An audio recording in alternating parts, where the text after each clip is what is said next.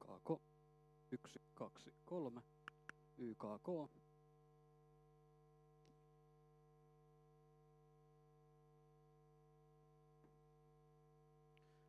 YKK, YKK.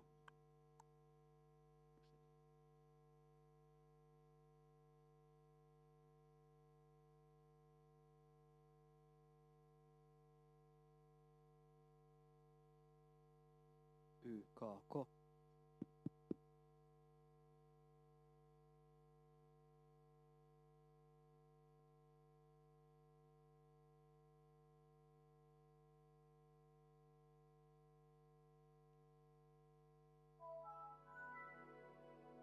YKK.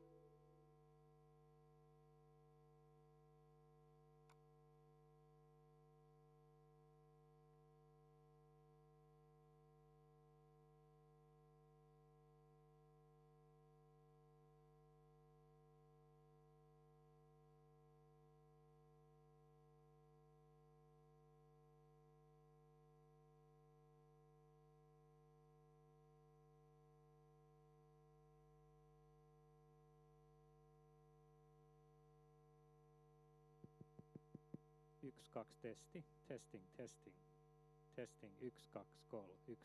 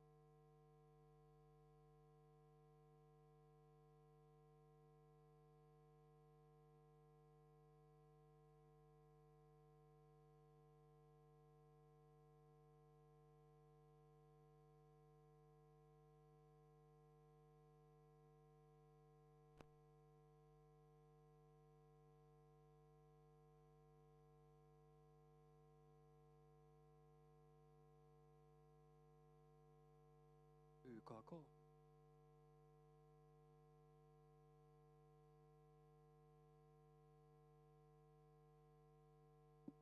YKK, YKK, YKK.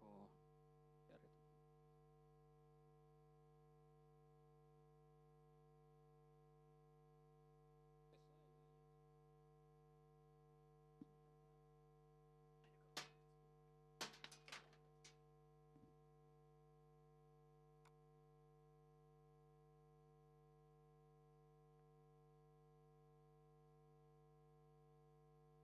YKK, YKK, no on kaiuttimelle menevät.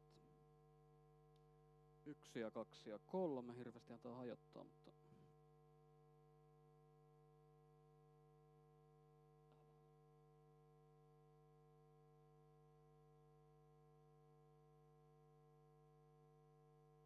Joo.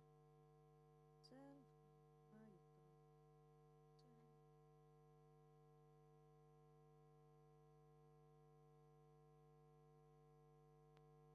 Mä juttelen. Elikkä YK.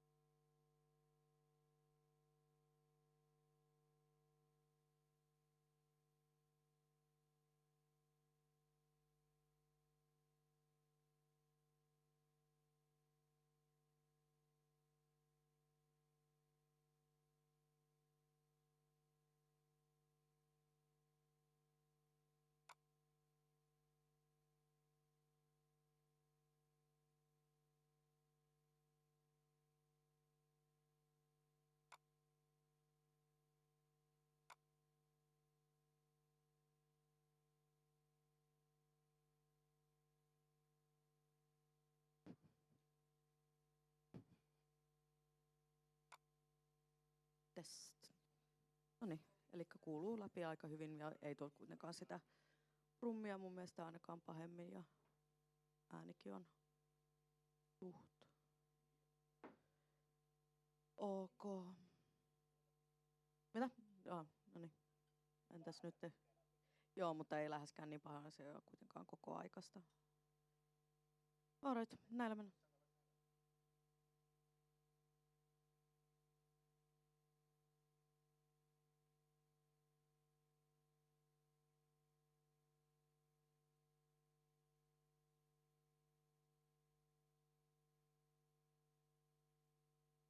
YKK, YKK, YKK, 1, 2, 3, YKK.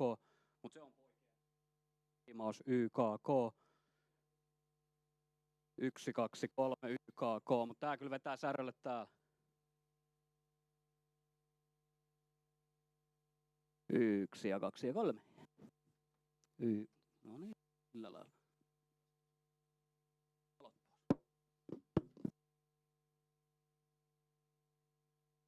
YK. Aha.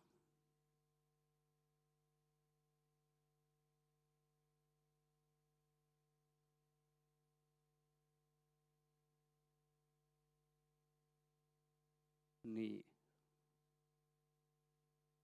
YKK, YKK.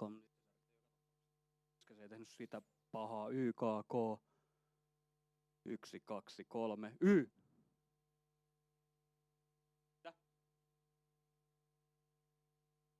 Yes, yes.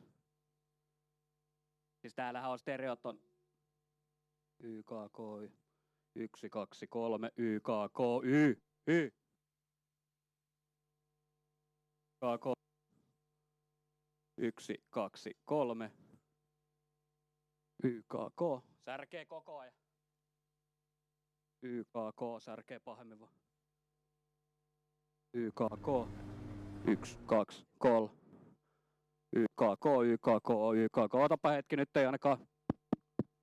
Nappa hetki, 1, 2, 3. YKK, 1, 2, 3. Nyt ei ole säröä, mutta nyt on toi prummi. YKK, 1, 2, 3. 1, 2, 3. YKK. YKK. 1, 2, 3. No, tän kanssa pitää mennä.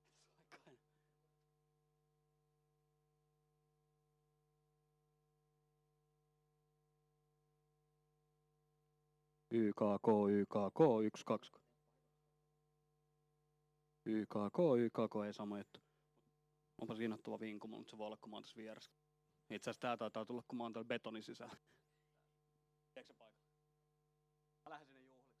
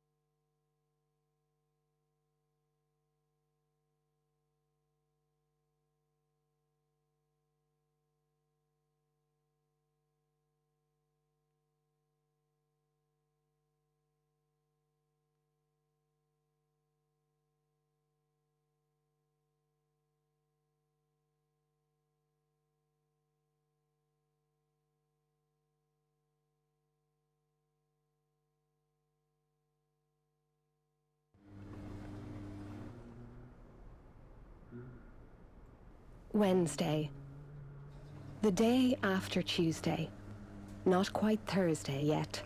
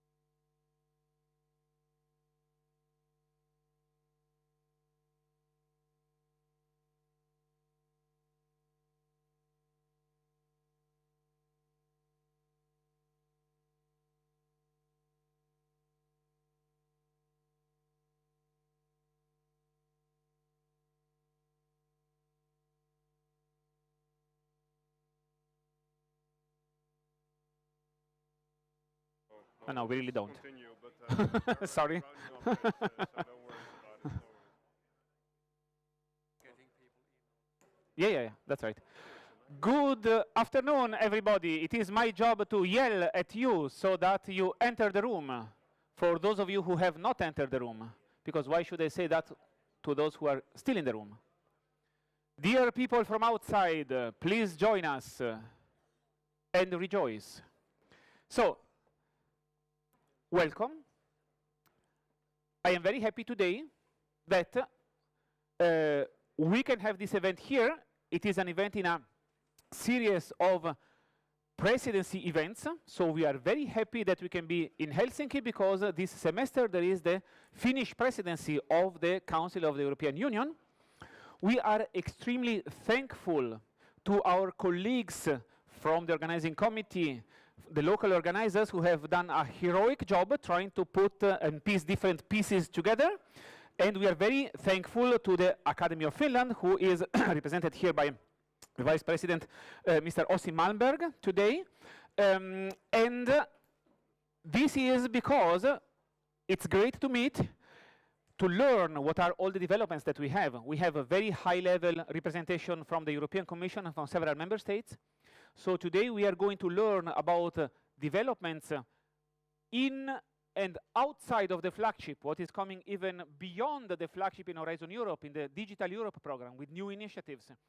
We will have the possibility to learn about the situation today, to hear about a high-level debate this afternoon, different updates, and tomorrow we are going to have, at the venue near the university, the possibility to discuss in the community, to have feedback and to develop together a vision for the future. And we have a very tight schedule today. So this is why we are starting essentially without delay, and this is why I am also almost finishing my introductory speech, because I would be killed by Lydia and Alina, our organizers who took care of the badges, if I would not tell you that you have to turn your badge. You do not have to bug them. Where is the agenda? You turn your badge, and you make a picture with a barcode reader, and you will be able to download the agenda. Okay. But now the director of DG Connect shows me that he does not have this barcode, which may create some serious issues for future funding of our initiative. No, jokes apart, those of you who are so lucky to have the barcode behind, they can download the agenda and maybe provide it to Dr. Skordas, who might make a good use of it. So sorry, Thomas, for that. Thanks for everybody. And Mr. Malmberg, please join me on the podium, and thank you for being here and for welcoming us.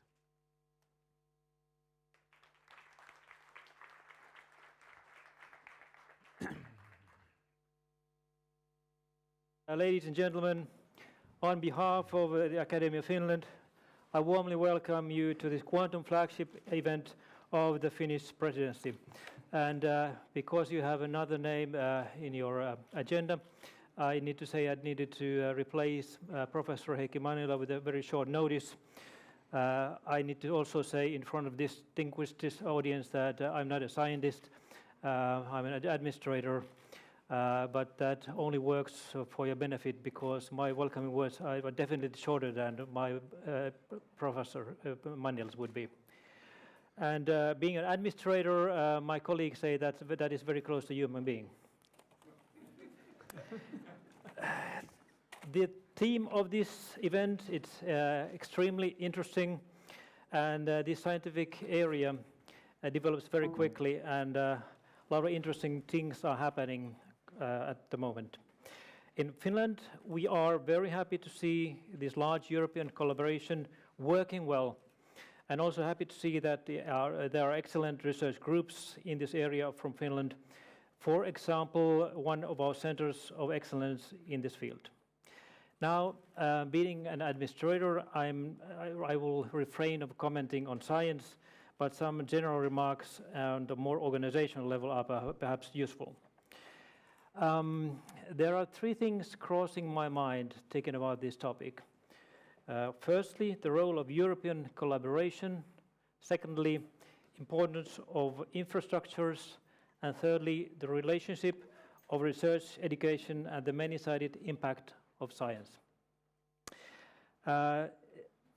Thinking about cooperation, I think that collaboration internationally and European cooperation is facing many challenges today.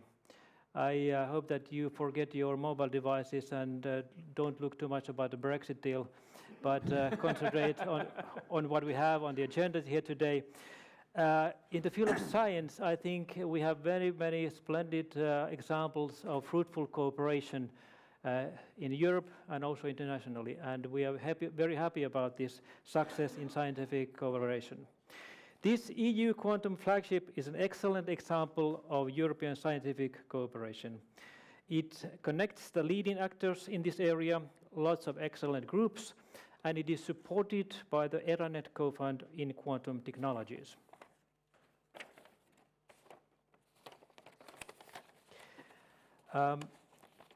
This area is such that cooperation is must. It has to be. From the point of view of science, and well, again, as an administrator, I could also say that alone we don't have the money. So cooperation is what we need to have. And from this angle of Europe being in Finland, cooperation for us is also a must. Nobody comes here for the climate. So having something interesting to work with all nations, other European countries, is very important to us, and we are hoping that also for you. And the role of excellence and wide cooperation is clearly visible here. And looking at the list of speakers and list of participants, I can sense excellence here present.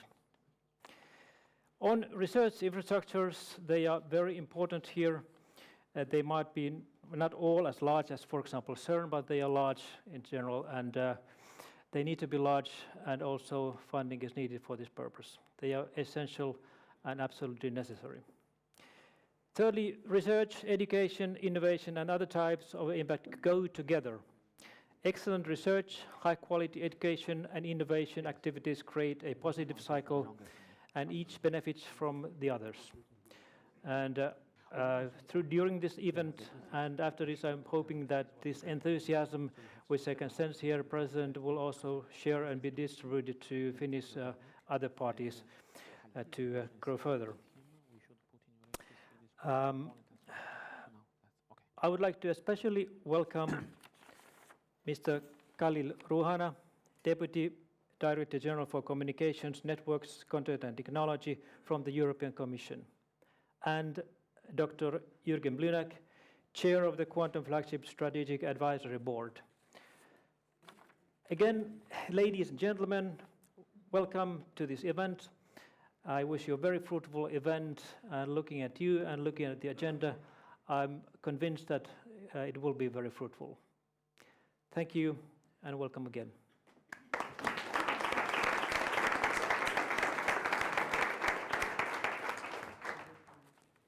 Very good. Thanks a lot for this introduction, which sets a joyful tone for today. We have many joyful things to happen. And first of all, of course, we wanted to hear from the European Commission. And so Deputy Director General Khalil Ruhana from DG Connect agreed to join us here. And so we are going to hear from him what is coming next.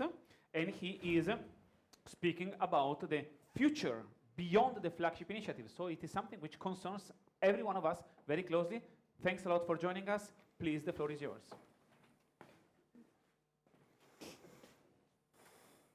Thank you, Thomas. Thank you for inviting us and associating us to this event, and thanks for the Finnish presidency for organizing it. It's a real pleasure to be here with you. So I'm Khalil Ruhana, I'm the Deputy Director General in DG Connect. What I'll be presenting to you is how we see quantum technology evolving in the future and what types of actions we envisage in this area.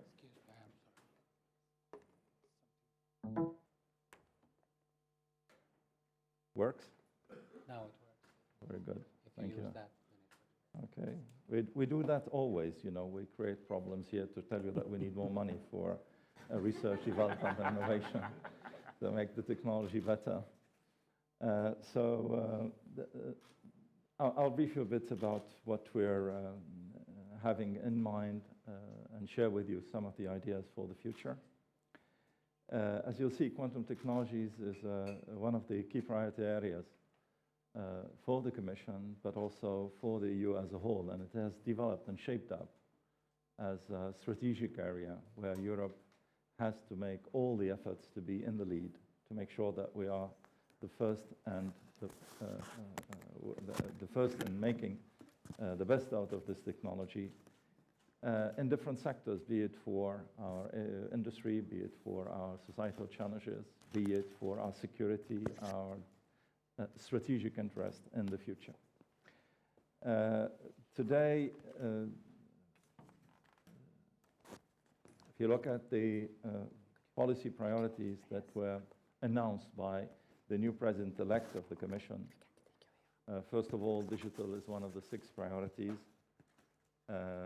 6 main priorities, and the digital means succeeding in making the digital transformation a big success for Europe, making sure that digital transformation brings benefits to all our economy and society. But within that digital transformation and the digital priority of the Commission, the President-elect was very precise as well, saying that we need to have technology sovereignty. We need to ensure that we have the key elements in Europe of the digital supply chain that are essential for our economy, our society, our strategic interest, our security, our defense of the future. And if you look at the technologies that she highlighted as key technologies for the future, is to see quantum as one of the key technologies. It's the first time that I see quantum in a policy declaration of the Commission at that level. So I think we went, now we're close to make quantum applicable across all sectors. And I think it is not only about hype, it's about real applications and real benefits that it can bring. So that's to address the context and where we're talking. So we're talking technology sovereignty, we're talking about digital transformation of our economy and society, and we're talking about quantum technologies as a whole as a key pillar to make that digital transformation a success. Where is Europe today in quantum? And I can just summarize this very quickly. We have assets, of course, in quantum physics. We have the foundation of quantum physics coming from Europe, not only in previous centuries, but also very recently, as we know. We have also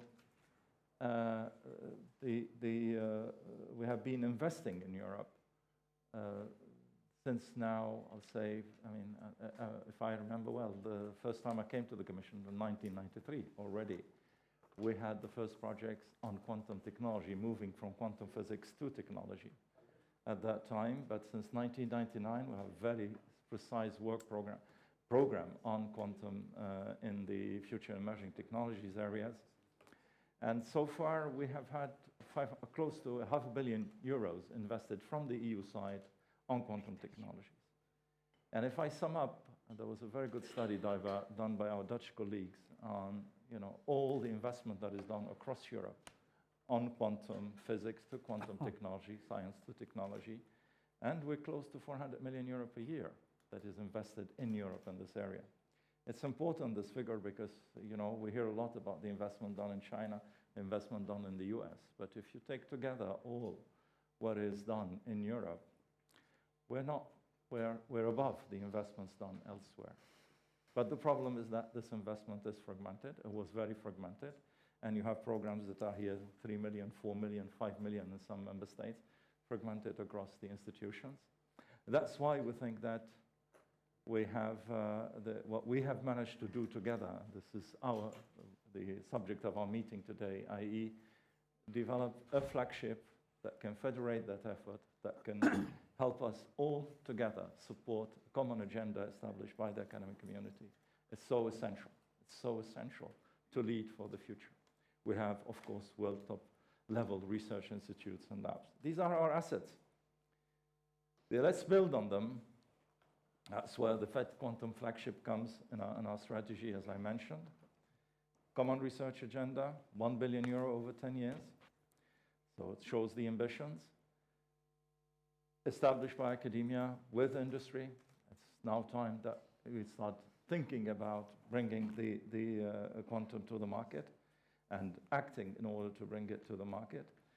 Public support from EU member states, and we saw member states already aligning their agendas to the agenda established by the flagship, and from basic research to industrial application. We already started 130 million euros in 2018 of investment with 20 projects dealing with 4 areas: quantum communication, quantum computing, quantum simulation, quantum sensing and metrology. I'm sure you're familiar with this, so I will not elaborate on that too much. What is interesting is that in addition to the important work that we're doing on basic research, and we need to continue doing it, a lot needs to be done still, we know, in this technology.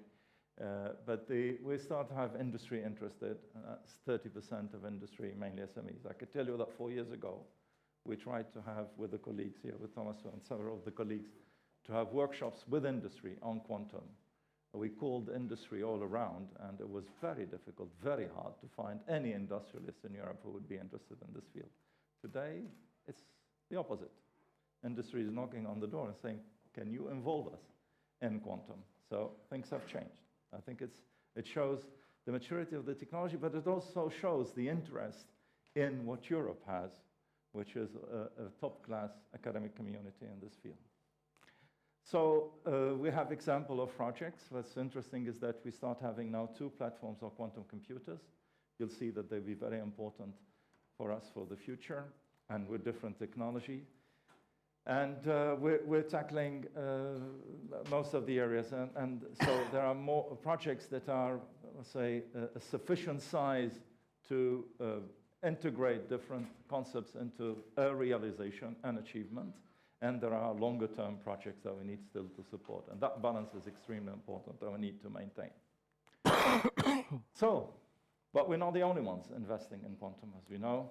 Quantum worldwide, and I don't need to tell you about how important that is in US and China, in Japan, Canada. Large investments in the private sector. We hear about them in the press. I would have liked to have more of the industrial investment in the press coming from Europe as well, or from European companies. I hope it will come. Some of them are happening. There are large investments done by European industry, but we don't see them in the press a lot. And that's something also Europe is not good at, i.e. showing what we can do. So large-scale deployment projects, and that's very interesting. The Chinese quantum key distribution, large-scale, I would say it's more than experimentation, it's real deployment with hundreds of millions of euros behind it. The Chinese, when we read about this Chinese, I thought that China has invented the quantum key distribution, or they're using technology made in China. In fact, no, they're using technology coming from Europe. So we're very good. We developed the technology, but first deployment are happening in China. I need to be careful about this. So the defense programs in the US, of course, we know about their projects in this field as well. 4 key pillars for the future. That was where we are. Our assets, the competition worldwide, the investments that are done in this field. So what is it that we're going to do about it for the future? How can we build off what we have achieved together? The programs that we have been supporting at EU level in the member states. This wonderful knowledge that we have around Europe. The flagship that now help us federate the effort and align our efforts towards common goals. How can we build on that for the future? And we see the future with a comprehensive strategy that we need to put in place.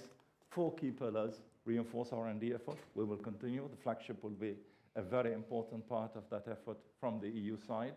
And I hope that that will enable us to continue aligning our strategies in Europe.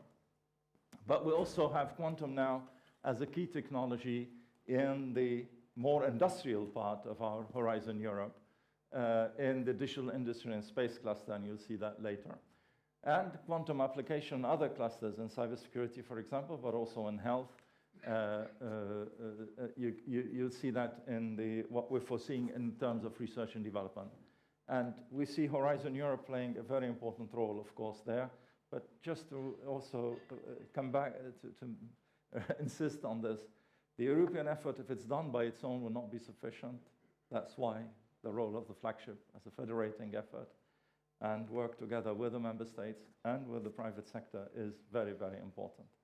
If we count only on the European effort, dissociated from the rest in all our areas, and in particular in this area, we will be subcritical and we will not achieve the leadership we want. That's for the working together is very important. But we need also to start building the quantum capacities and infrastructure, quantum computing, quantum communication infrastructure.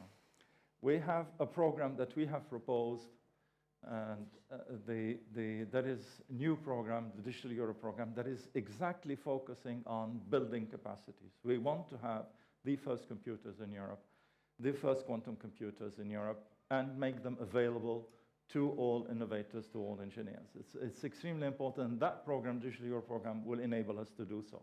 We want also to be the first mover in deploying quantum communication infrastructure with the technology that is done in Europe.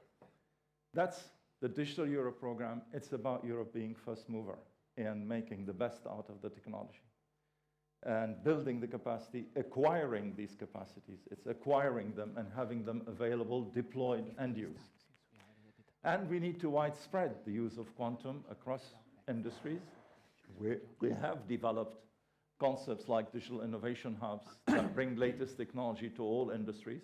I would like quantum also to be also available in some of our hubs for quantum for industries. And that's an effort that we need to do together to see how also we can bring quantum technologies to all sectors across the economy. Set up testing and experimentation facilities, very important. There as well, we have support in the Digital Euro program to do that. But we also need to work in cooperation and further our cooperation worldwide in this area. That means mainly, for the longer-term research, but also for some deployment projects. We can work with international partners who would like to work with us in this field. And it's not the demands that are missing, which is good. I mean, it shows the sign of our strength. We have people knocking our door from international partners worldwide saying, can we cooperate in quantum?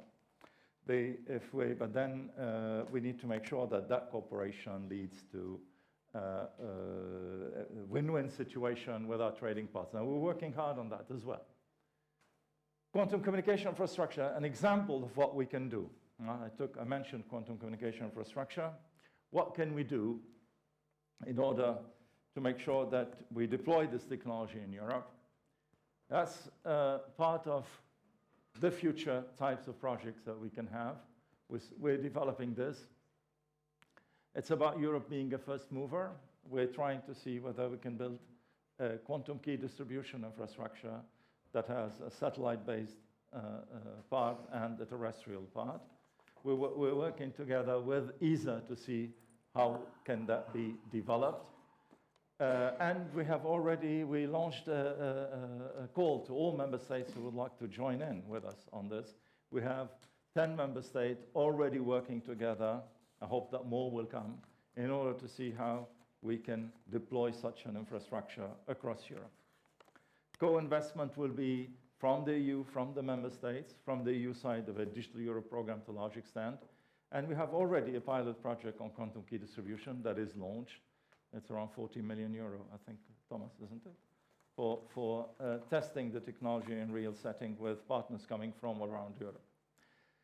That's the type of project to bring the technology to the market and Europe being a first mover. We're talking about investments that will be in hundreds of millions of euros. And you'll see where this can come from if we build it up all together. On quantum computing, our goal is to have hybrid computers already in the range of 23, 25 that are available all across Europe.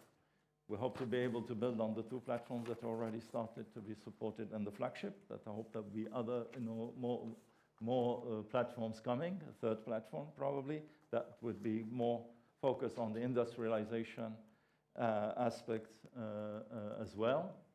We would like in the future to scale up, test and deploy these platforms in the future also for deployment that would come from the TAB, while in research and development will come from Horizon Europe.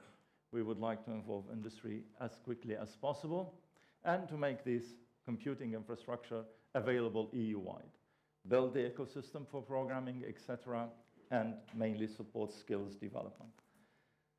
And also look at the application in the different areas. What I wanted to show here with these two examples is that we can combine our work that we do on research and development with investments in building the capacities, with investment in deploying the technologies across Europe. And that's what we have foreseen for the future. Research and development will continue.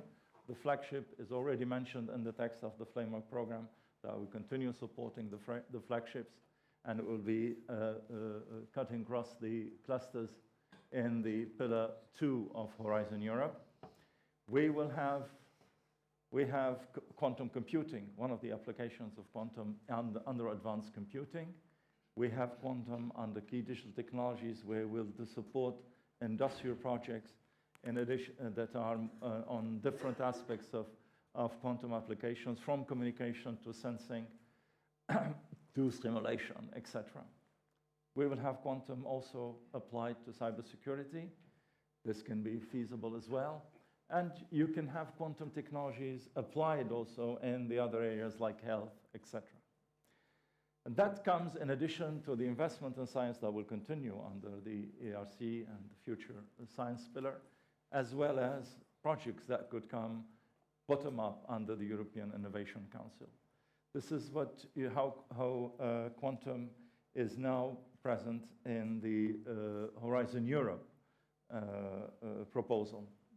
Let's hope we get the budgets that we have put forward from the Commission side, and that we can support these areas. You could see that in addition to the flagship, we will have also important projects, I hope, that will be more collaborative between industry and academia. In the Digital Euro program, where we see quantum today and high performance computing, if you look at the strategic orientations, draft strategic orientation for Digital Euro program, please have a look at them. And I'm saying this because I'm insisting on that, because I know your community is not familiar with Digital Euro program. Please have a look at that. Have a look at what we have foreseen in the strategic orientation. They're online. They're for consultation now. If you look at the high performance computing, you see hybrid. There you see possible quantum computers in the future. If you look at cybersecurity, you will see the proposal that we're doing on how to support the quantum communication infrastructure in the cybersecurity part. Okay. If you look at what we have foreseen for digital transformation, so for the widespread of technology, which is the third pillar in the Digital Euro program, you could see the possibility to build up testing and experimentation facilities to spread the technology all across Europe. That's also where we can support quantum, and we would like to support quantum, and the advanced digital skills. We know how skills are important, and advanced digital skills, if they're more advanced than quantum, then I think it's something also where we can support advanced digital skills. We're looking for supporting master degrees in these very important areas. We're also looking for shorter term upskilling in areas that will be really advanced. We would like Europe to be a first mover in adopting latest technology. Quantum is a latest technology. And we would like to have the skills, we would like to have the capacities, we would like to have the applications and testing and experimentation across Europe. We would like to support research and development to make sure that we keep among the leaders in this area. We do in Horizon Europe, and we would like also to apply it and to have our industry involved in it. This is if you look at, this is what we have foreseen as a comprehensive strategy, complementing with complementary financial instruments that we have proposed forward to the Council and Parliament, and with also the plans to work together with the member states, with the industry, with academia and with industry to make our effort successful. As a conclusion, I think this comprehensive strategy is essential now. It has to be ambitious, in line with our political priorities that I mentioned at the beginning. And we can do it if we pool our effort, if we build on our assets, and if we are also not only developing the technology, essential, not only be leaders in the science, but also first mover in applying it. And our flagship, as I mentioned before, is a key initiative to federate our efforts, and we need to make sure that we retain and attract the best skills to make sure. So all this is good. These are plans. You could see what we have put as proposal. But if they are not in line with what you think is important, we will fail. So please tell us. Please look at the strategic orientation for Horizon Europe. Look at the strategic orientations that we have put for Digital Europe program. And tell us if we are on the right track. If not, tell us what else we need to do. Your support is essential. These are for you. So please help them make them a success. Thank you very much.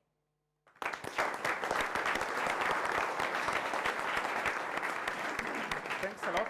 Well, maybe Khalil, do not leave us yet, because we are 13 minutes ahead of schedule. And this is perhaps a wonderful opportunity, if you do not mind, to solicit maybe some questions from the audience, which could be some feedback that you have asked. I mean, this is really serious, because this whole initiative has been based on the fact that the Commission is actually listening to what we are saying. Okay, so it was really a true thing in which we can really influence things. So please, look into these documents and through the coordination action give feedback, but maybe there are already pieces of feedback or questions now for Khalil. Hey, great talk, thanks. Mikko Möttönen from Aalto University and VTT, Finland. I wanted to maybe a little bit ask you to share your vision about the quantum computer infrastructure, which I believe is not as advanced as the quantum communications infrastructure. So what is the current sort of vision or different possibilities for that and the time scale? Yeah, very good. First, let me say that Europe is not completely absent from this. We have already Europe-made simulated quantum computers that are on the market and that are, Atos sells today and has machines with quantum simulated computing capacities in there. So we are in this loop. And you know that companies like Microsoft or Google, they are teaming up with European research labs to be able to upgrade what they have as embryonic quantum computers. What we think is important is that we have quantum computers coming out of the flagship of these projects and additional projects deployed that are beyond 50 qubits by 23-24.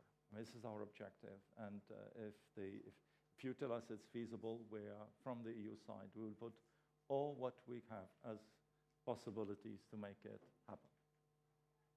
I can tell you it's a priority for us.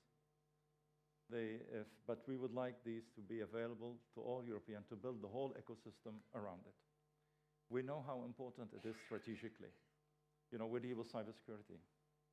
We know what will happen, once these 50 qubits will be applied for cryptography, for decrypting. We know what will happen, and this is why we're putting the quantum communication infrastructure on the table. So we're preparing for that. We know that if Europe does not master the quantum computing technology, we will be in 5 years or 6 years from now in big trouble.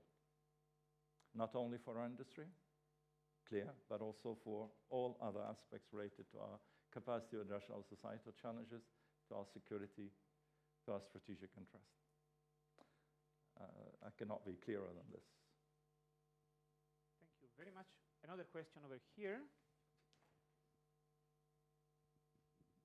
Hello, my name is Meri Helle from Summa Semiconductor at OneFab Finland. We are working with microelectronics manufacturing. And I attended an event in the US last summer, and I heard the talks about the Intel and IBM and others. And it is really a struggle you need probably new materials and new microelectronics manufacturing methods to fabricate the quantum circuits. And you can't do any computations without actual microchips or the actual devices. So I think it's very important to have research infrastructures that can give access to companies and research groups of developing the new materials. 100%. And we've been studying very carefully about the development of technology. And it usually takes 7 years to get when it leaves the lab or it leaves the research infrastructure, when the research phase is ready. It takes 7 years typically to get the manufacturing processes right and also the design to match the manufacturing and then enter the market. So it takes really long time. No, definitely agree. And one of the plans that we have is to have a network of testing and experimentation facilities for quantum chips. It is one of the I would say, project that will be in the pipeline. We can develop that in the Schlier program because we have the money to do the capacity. We hope to have the money to do the capacities building, but we can also support all the testing and experimentation from Horizon Europe using these capacities. By complementing the two, we'd have the full scale. It's really what we have in mind. So if you have ideas how to build them, please tell us. Okay? Yeah. Good morning. My name is Victor Land from QuantERA in Amsterdam. In the Netherlands, we recently just finished the process of making a national agenda for quantum technologies to coordinate a lot of stuff. And in your talk and on the slide, you used the word federate, which to me means putting control in one place. So could you elaborate on how that works? Probably I shouldn't have used the word federate, and I know this. No, and I use it's the flagship that helps us federate the effort. And it's about co-investing or investing together or investing all of us in a common agenda. That's what I call federating the efforts. It's not about controlling. I think we learned in this area of digital, for those of you who are familiar with the work that we do in Excel or we do now in Euro HPC, what we have really learned together is that which is extremely important when we co-invest, be it with industry, be it with the member states, is to build a climate of trust where we trust each other, and then we spend time and even fighting in order to get what is our common interest. And we succeed if each of the member states, each of the industrial partners, each of the academic partners can find their interest in a European initiative. There is no European horizontal initiative that is for Martians, or I don't know for who, that will be unsidely controlled from Brussels. It would not work. What would work is that everyone feels part of a common agenda. And that's what we're really working on. That's what we like with the flagship, that it's built by you, the agenda. I hope it's the case. And then we come and support it as a federated effort, if you want. That's the word. But I try to find another word. If federated is create fears. So maybe we have time for a last question, please. I'm Liviu Zerbo from Romania. And the question is related to the effectiveness of the flagship. So you came up with a sum, and you are giving it to us, right? And based on your experience with other flagship, do you have any estimate of how many people or how many more money you will need to actually get in front of our competition from US and China? Excellent work, really. And, yeah, exactly. Something we look at very carefully. Yeah, just say that in the flagship we can support today up to 5,000 researchers per year across Europe, you see, up to 5,000, which is, I think, a big amount. If you compare it with the biggest corporate lab of the biggest company, we are in the same orders of magnitude, or even more. This is what we can do today, 5,000, for the best researchers in Europe. And our programs, in our normal, if you take the total amount that we have in the EU programs, today we can support between 35,000 and 40,000 of the world's best researchers in Europe. This is what we do. And this counts a lot. Because I know that people say, oh, they look at the money that these companies are putting, can you compete? If you look at the total amount that you can mobilize with EU initiatives, and if you add to that the amounts that the member states and the efforts that they are doing in this common agenda that you have established, it becomes sizable. It becomes sizable. If we all push in the same direction, it is sizable. If we are fragmented and we say fragmentation, what does it mean? We did this analysis with our joint research centers of who does what in Europe does research and development. Fragmentation means that we spend a lot of money, which was the case, but with very small teams, some big ones, of course, this makes us, but a lot of small teams who are just trying to catch up with the rest. And they just trying to catch up and keep the knowledge, keep knowledge to be in, but not to make a step change. If you want to make a step change, then size matters. But by pooling the resources, by working together on a particular goal, looking for complementarity, you can make a step change. Otherwise, you will have a lot of fragmented effort. It would keep us in the knowledge, keep the knowledge, but it will not enable us to make a step change. Step change is by pulling our effort together, we can make a step change. And this we could see in some of the big projects or some even smaller projects where you have the best teams working together. Sorry, it was long, but you asked a very good question. Thank you very much, Khalil. Let's give him a round of applause for this very engaged and beyond formal, but really, heartfelt presentation. So this is very important to get this kind of encouragement from so high up in the Commission. It is a privilege to have you here. Another privilege we have in the flagship is to have someone who, well, now is a free man, as he likes to define himself, but also brings a very strong experience in managing large research infrastructures. Jürgen Mlinek was, before being today the chairman of the Strategic Advisory Board of the Quantum Flagship, among his many distinguished tasks in the past, he was president of the Helmholtz Association, the German Association of Research Centers and National Labs. And he is now, we are very happy that he is now leading the Strategic Advisory Board. We just had a very fruitful meeting, I would say. And he is going to talk to us about where do we stand today with the flagship. Thank you, Jürgen, and welcome here.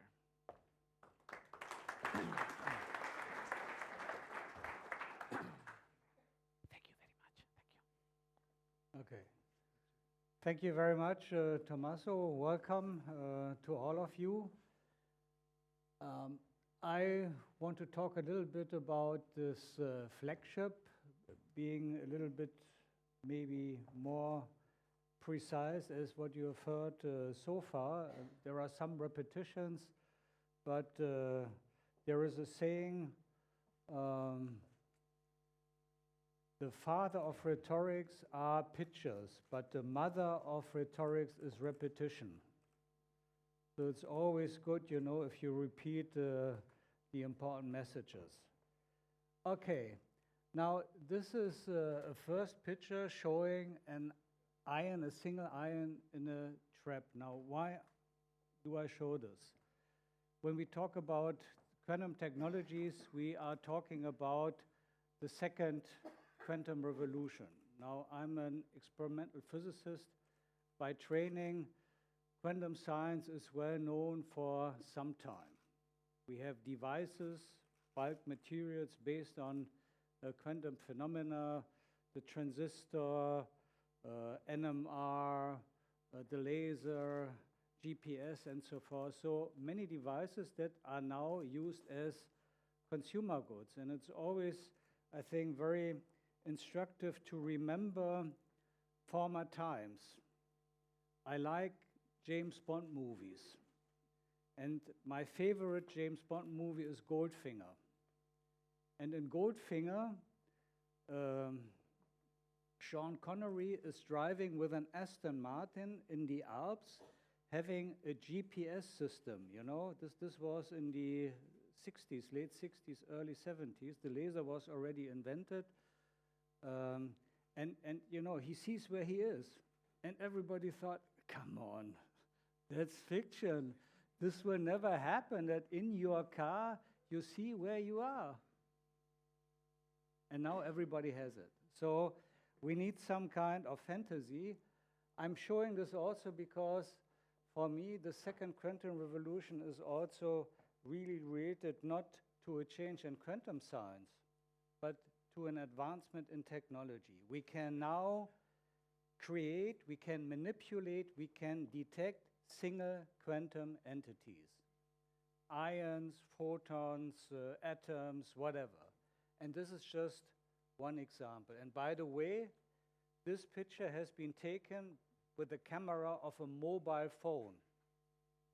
Can you imagine, 20 years ago, take the image of a single ion fluorescing with the camera of a mobile phone that you have in your pocket, you take it out and you take the picture of the single ion? No way.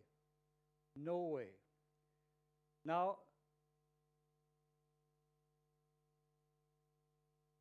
this is, let's say, the introduction to this graph, which shows this Gartner hype cycle. And as you can see, there is an innovation trigger. There is a peak of inflated expectations. Maybe we are there at the moment. Then there is the stroke of disillusionment. Then the slope of enlightenment, and at the end, the plateau of productivity.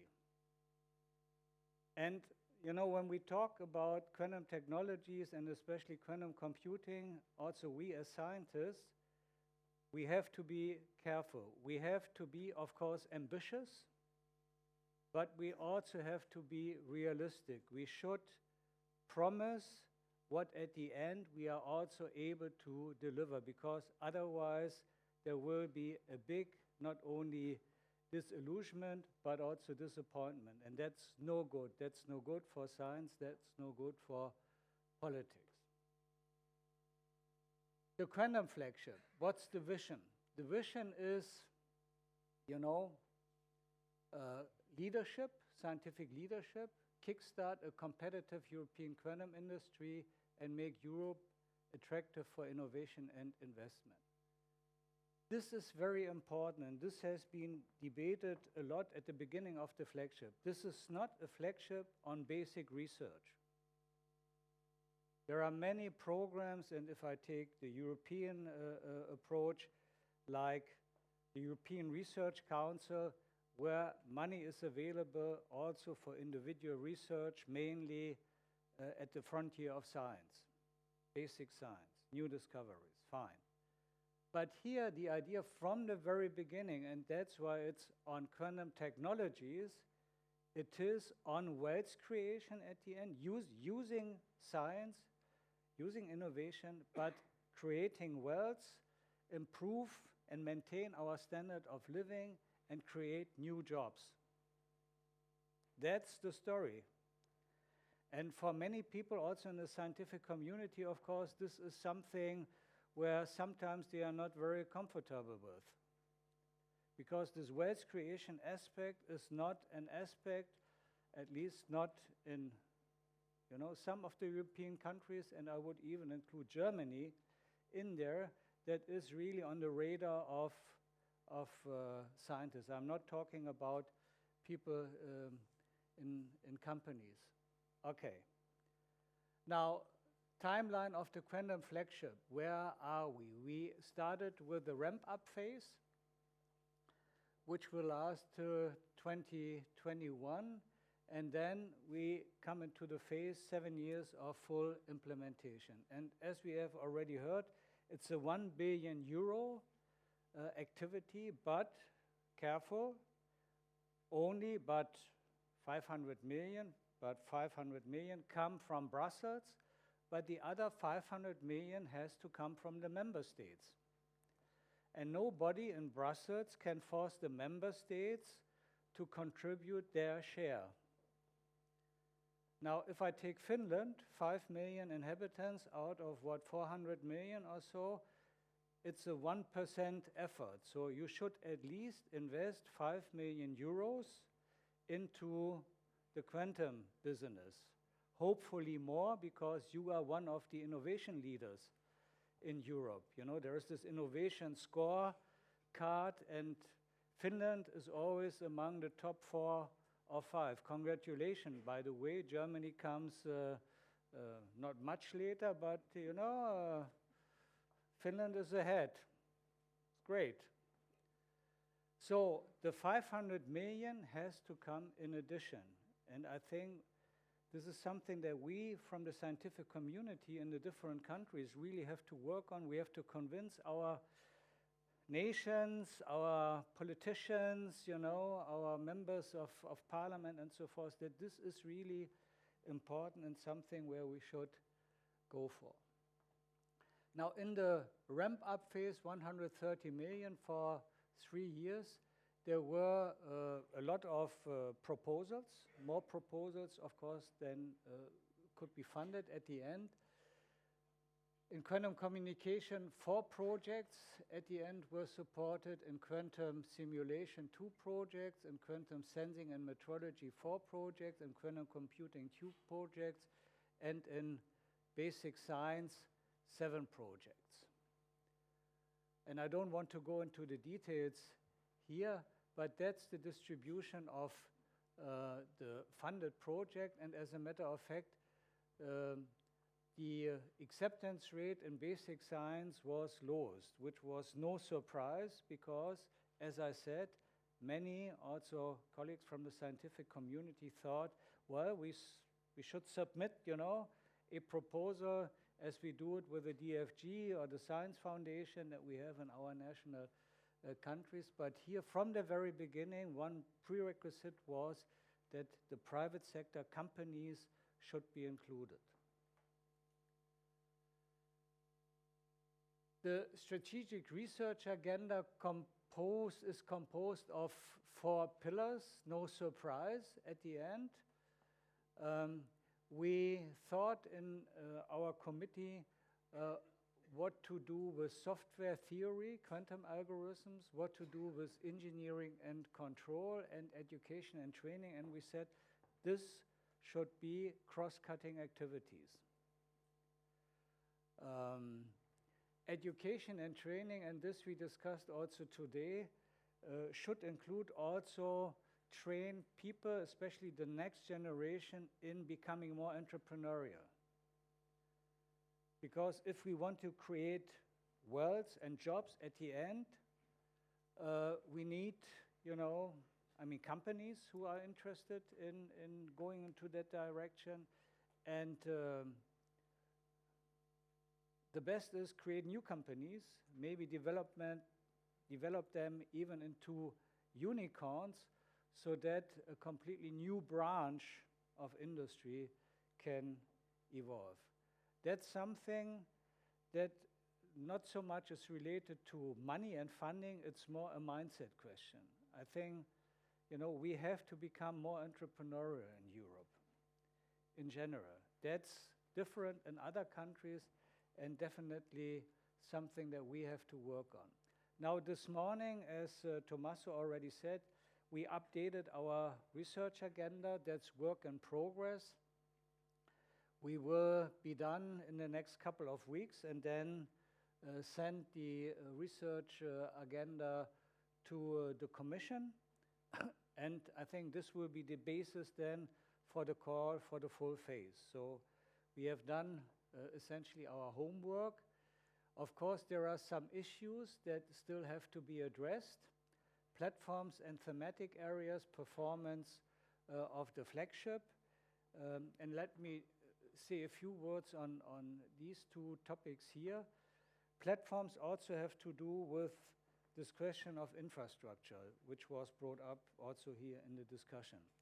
And of course, if we compare, and I'll come back to that later on with another slide, Europe with other regions of the world, and that's essentially as competitors, the US on one hand and China on the other hand. In the US, infrastructure at the moment is financed by the private sector by internet companies and semiconductor companies like Microsoft, Google, Intel, Honeywell, IBM, and so forth. In China, it's more the state that has some unlimited resources of money. The Chinese somewhere must have a money printing machine. I would really like to know where, but that's somehow, you know, the general feeling, unlimited resources. And the question is, we in Europe, what can we offer to stay competitive? And as our colleague Maria Stello from Italy said this morning, we have a high quality research infrastructure in Europe. We have a National Bureau of Standards, we have national labs which are very strong and can definitely be used to set up research infrastructure that is competitive with the rest of the world. We just have to do it. We just have to do it, and we have to get our act together in the sense of looking as on Europe as a whole and not, you know, in these narrow national perspectives. Okay. Europe's commitment from vision to reality. As you can see here, there are different elements. There's the quantum flagship, there's QuantERA, there are these infrastructure issues that I was just mentioning. And the ultimate goal is the quantum internet, you know, where you have computers, simulators, sensors, and then links via space or fibers and so forth. And this all over Europe. As a matter of fact, I was surprised by the activity in Finland on this map. I don't know whether this was made on purpose or whether it's really, but again, congratulations. Okay, now international cooperation and competition. As I said, there is competition mainly from the US and from China in those fields. And I was really amazed when I realized a couple of years ago that the major drivers, especially in the field of quantum computing in the US, were companies. And you know, what also surprised me was when I was talking to some of the colleagues who are now working for companies like Google and were at universities beforehand, told me they were never as free as they are now to do what they would like to do. And that's somehow strange. We should really think about it. How come that people who are working with companies like Google, Microsoft, Facebook, and so forth now go there and have the feeling we are freer to do the research that we really think we should do because we consider it important and really at the frontier, and not stay in public institutions? Something is unbalanced here. We don't have these opportunities in Europe. The situation in China is different. As I said, there, you know, you have a strategy. The Chinese government has a strategy. And if they sit together from the Polit Committee in the evening, the next morning, action. There is no debate over years whether to do something or not. Is action just the next day? So different dynamics, and we Europeans somehow have to deal with it. And there is a need, that's why I'm saying this, there is a need of urgency. Some examples: international cooperation, but also competition. This is the gravitational wave detector, the laser antenna in Hanford, LIGO, which detected for the first time gravitational waves in September 2015. Now, why do I show this picture? It's a 3-kilometer long interferometer arm, and the message here is and I wasn't aware of this, as a matter of fact, that every decade the sensitivity of an optical interferometer is increased by a factor of 10. Now think back to the first experiments with the Michelson interferometer that Michelson did in the 1880s and so forth. Now the sensitivity is in delta L over L 10 to the minus 22, 23. And the question, of course, is, will this go on? And my colleagues from gravitational wave detection, they are saying it will go on. And it will go on, for example, because the lasers will use squeezed light, non-classical light. And I myself, I was working on the creation of squeezed light in the 90s using optical parametric oscillators. And you know, in the last paragraph, as a scientist, you always say a few words on the brightness of future. You know, the future is always bright in the last paragraph of a publication. And my message was, squeezed light will be one time used in interferometers for gravitational wave detection. Did I believe it? But now again, it's reality. Now it's reality. And you know, if you increase the sensitivity by a factor of 2 to 3, you increase the number of events by a factor of 10. And a couple of years ago, people were happy to have one cosmic event that gives a gravitational wave detection once per year. Now they have a few events per week. It's fantastic. And again, it's an example for, you know, pushing technologies, and we should be really optimistic that also quantum technologies will help in improving all this. International competition, cooperation, of course, but also competition. This is this press release. I don't know whether the paper is out by now from Google on this 50 qubit superconducting machine where they are saying that they showed quantum supremacy. I was talking the day after the first press release to people from IBM, and there the story sounds completely different.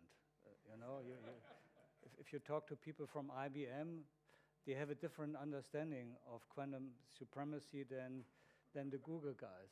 But anyhow, this is our competition, and we have really get our act together to set up something like this. And the question is, again, should we buy one of the D-Wave machines for, I don't know, $20 or $30 million? Or should we set up something by ourselves, play around with it, put it into the cloud, give the possibility to combine it with high-performance computing and play our games ourselves? These are questions that we have to address, that we have to honestly answer also in the framework of this flagship. Companies. These are companies that are somehow involved in quantum technologies. And again, we have a serious discussion among us and also together with the Commission, which company qualifies as a European company in the sense that, you know, it can be part of the European flagship.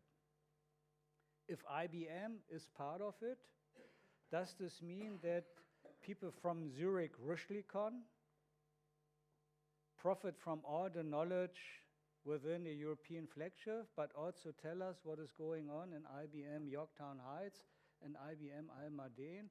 The same is true for Huawei, the same is true for Toshiba and so forth. Besides this question of, you know, patents and intellectual property rights and so forth, questions that we have to address and where we have to come up with some kind of, you know, rules so that we know who can be part of it, who not. And I think this is really necessary also not only for us, but also for the companies being involved. We need, I think, a broader basis for companies being part of it. Again, this was something that we discussed at length this morning. How can we do that? And in the US, and they are always very inventive in this respect, in the US they have set up something that they call Quantum Economic Development Consortium. It's an initiative originally started by the Department of Energy. They gave it to the NIST, their National Bureau of Standards, together with Stanford Research Institute.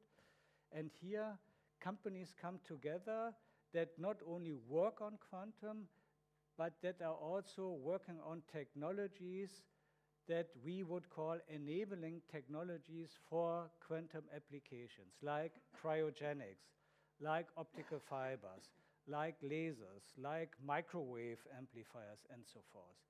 And if we do this, and we should do this, I think, also in Europe, and I think that the Commission will invite also the industry side rather soon, also very, very broadly, to discuss these type of questions, then I think there is more momentum also from the private sector, because the basis is much broader than just taking those few companies in Europe that are really working on, let's say, topics like quantum computing. So that's it. I think it's a great, initiative, this flagship. There is always the discussion, probably also in a country like Finland, at least we have it in Germany, do we need these moonshot projects? Do we need these men on the moon projects? Or isn't it better to give the money to individuals? Because at the end, people count, fine. People count, that's true. But sometimes you also need critical mass to achieve something that an individual alone cannot achieve. And I think if we succeed at the European level to really do this, then there is a realistic chance to really be again at the forefront of these developments. Thank you very much for your attention.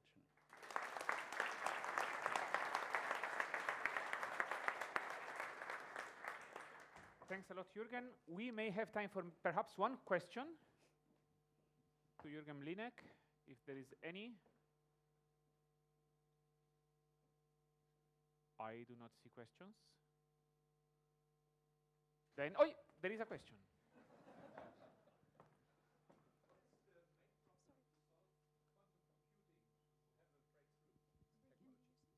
So what is the main problem today to solve in quantum computing to have a breakthrough? Well, the question here is, what do you understand as a breakthrough? Is it that with one or two examples you really show what some people call this quantum supremacy, that you can, solve a problem that even on a high-performance computer would take years to solve, even if the problem is completely irrelevant to applications? Is this a breakthrough? Or is the real breakthrough if you can somehow show that with quantum computing you can eavesdrop the most secure communication channels that exist at the moment? Very difficult to answer. Which technology is the right technology? I didn't dig into that.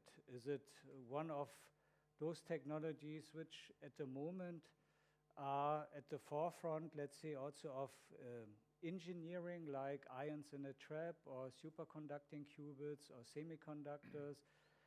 Maybe these are these topological states which so far haven't really been observed experimentally, but if so, they are easily scalable and so forth. So the question, what is a real breakthrough here, is not easy to answer. It's really not easy to answer. I would say if you can come up with some system 50 to 100 qubits and really make it work, that I would consider a breakthrough in this area, because then you are factor 1 to 100, larger than what has been shown as a principle, as a first-hand principle some years ago. Thank you very much. So, I guess that we are ready for the Finnish part of our day, in the sense that we are finished with the European part, let's say the first introductory presentations, and now we would like really to focus on what is going on in this country, which is hosting us today. And we would like to see this on 3 different perspectives: the scientific, the technological, and the industry perspective. And for the scientific talk, we have 2 colleagues from the universities of Aalto and Turku, and those are Jukka Pekkola and Sabrina Maniscalco, whom I asked to join me here on the stage, and they are going to talk to us about quantum technologies in Finland and looking towards the future.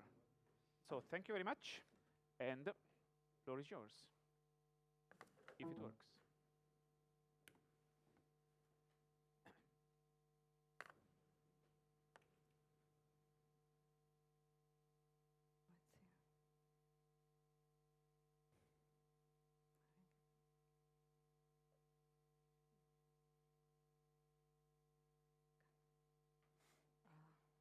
Maybe we have to connect it to this one, obviously. Let me just do it. Can I remove it?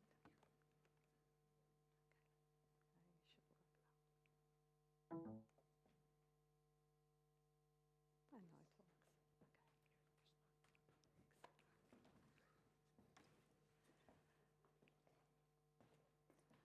If we are all here today, it's because we believe in a quantum future.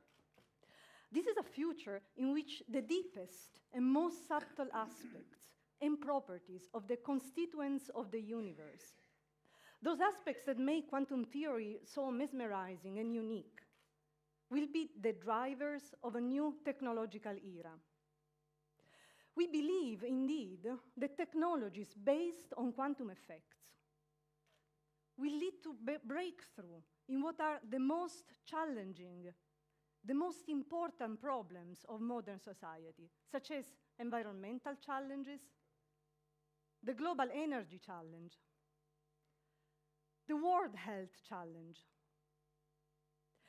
We believe that this will happen, and we believe that this is in our hands. Here in Finland, we have started a Center of Excellence on Quantum Technologies funded by the Academy of Finland, and this builds on our strengths and tradition. We have the aim of actually exploring new creative and multidisciplinary pathways to education and to research.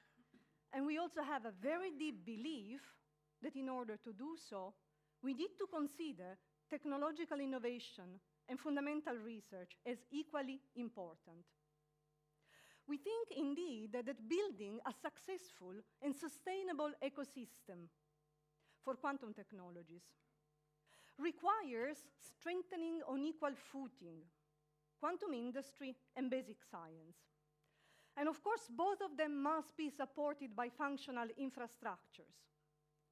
Finland, through national funding agency and through private foundations and our universities, shows commitment to support research positioned throughout this spectrum.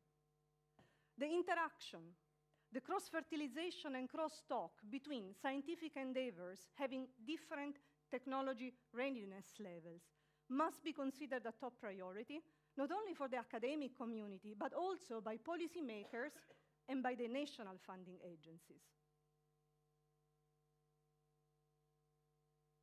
If we want to implement a truly successful societal and technological education, however, we need also to focus our resources on education and outreach. This is because education and outreach must be the vital lymph to the second quantum revolution.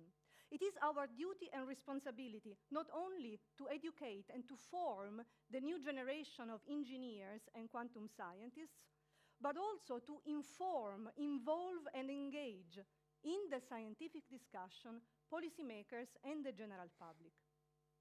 Finland is a very strong tradition, is very famous worldwide for the innovative education system.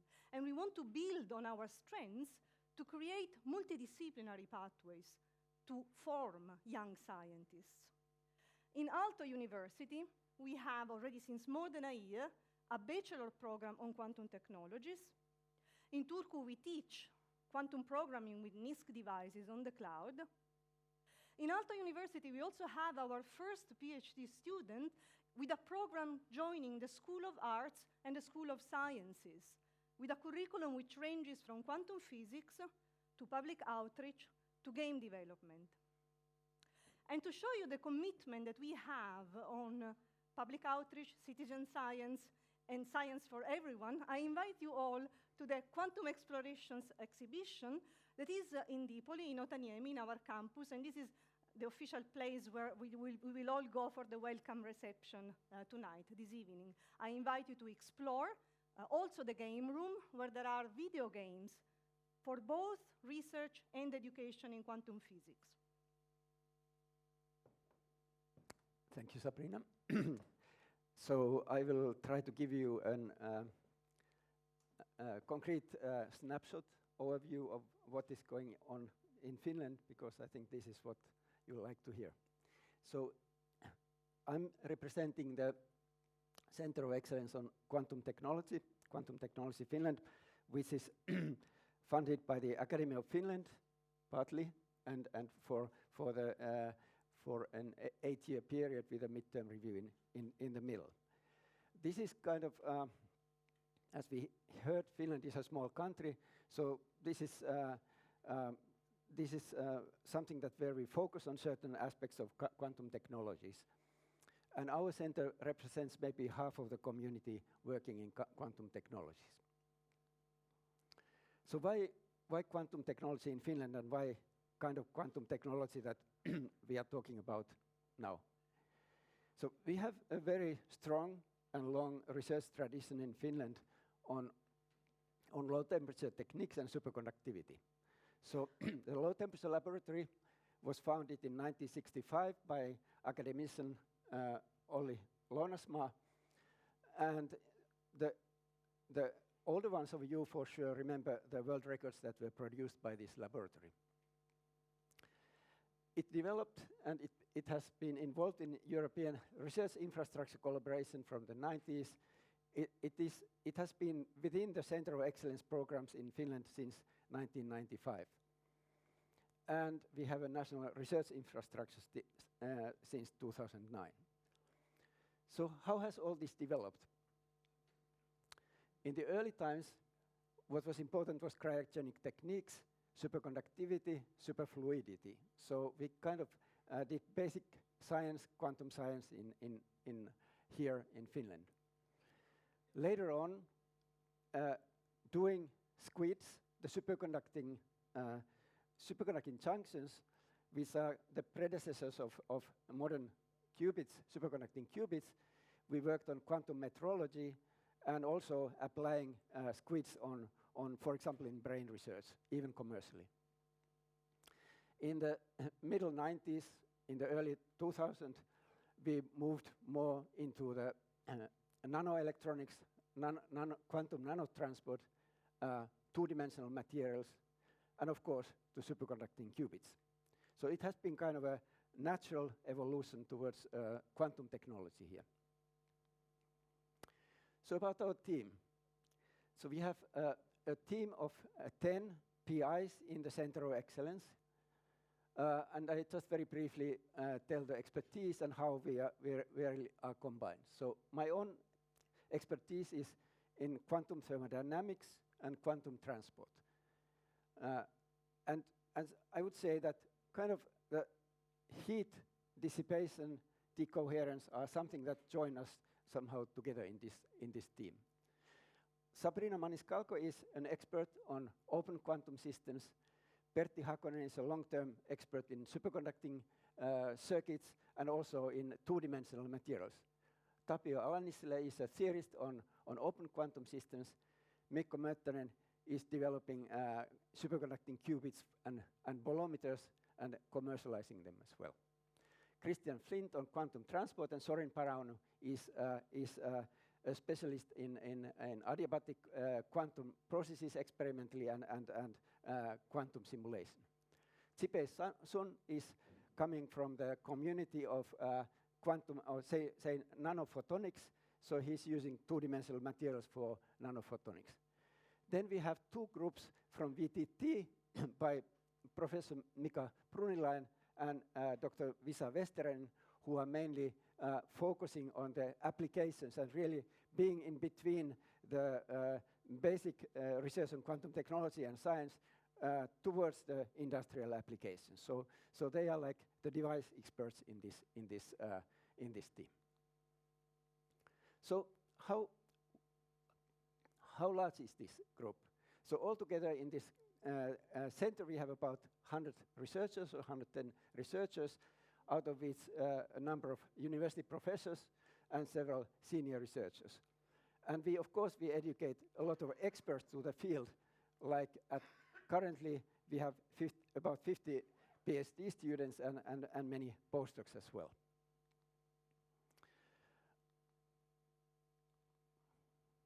So what about the funding of this unit? So as I said, we have been very fortunate since the beginning of last year to have this status of the Center of Excellence by Academy of Finland. And this gives us, of course, the possibility to focus on long-term projects. However, the academic funding itself is only a kind of a very small part of, not very small, but it's only a part of the funding. It's like 13% of the whole budget of the research groups that I mentioned here. So what is coming on top of that is naturally the strategic funding from our host institutes, universities, Aalto, Turku, and VTT, and then in general the own organization funding. We have also other academic funding which comes in form of research positions within the center. So altogether, of course, this Center of Excellence as such brings us the big push in this research. We have a lot of, we have research grants from European Union, which is about 1/5 of our funding, and this is in form of ERC project and also in this starting flagship projects. So this is how it all is formed. And what are the important things for success? Of course, excellence in research. In these very carefully chosen research areas, then of course we are in line with our university and institute strategies, and they are committed to support us. And then the one more thing which I will explain a little bit more at the end is the infrastructure, which is very important for this kind of a center, which is really focused on largely on experiments, although with a very strong theory component as well. So what are our current grand challenges which this kind of a long-term funding gives a possibility to? I mentioned that dissipation energy in quantum world is an important unifying theme in our center. So that's why we are developing detectors, ultrasensitive calorimeters, bolometers, which would eventually really be able to have a single quantum level resolution for in the microwave regime in superconducting circuits. This would open a lot of possibilities for basic science and naturally for applications as well. We are doing a lot of work on quantum control by tunable environments, which also relates to this same niche that we have here. So this is a theory and experiment combined effort with many groups involved. In both these things, many of the groups are involved. We are developing pilot quantum simulator and then also flying qubits in 2D materials in graphene.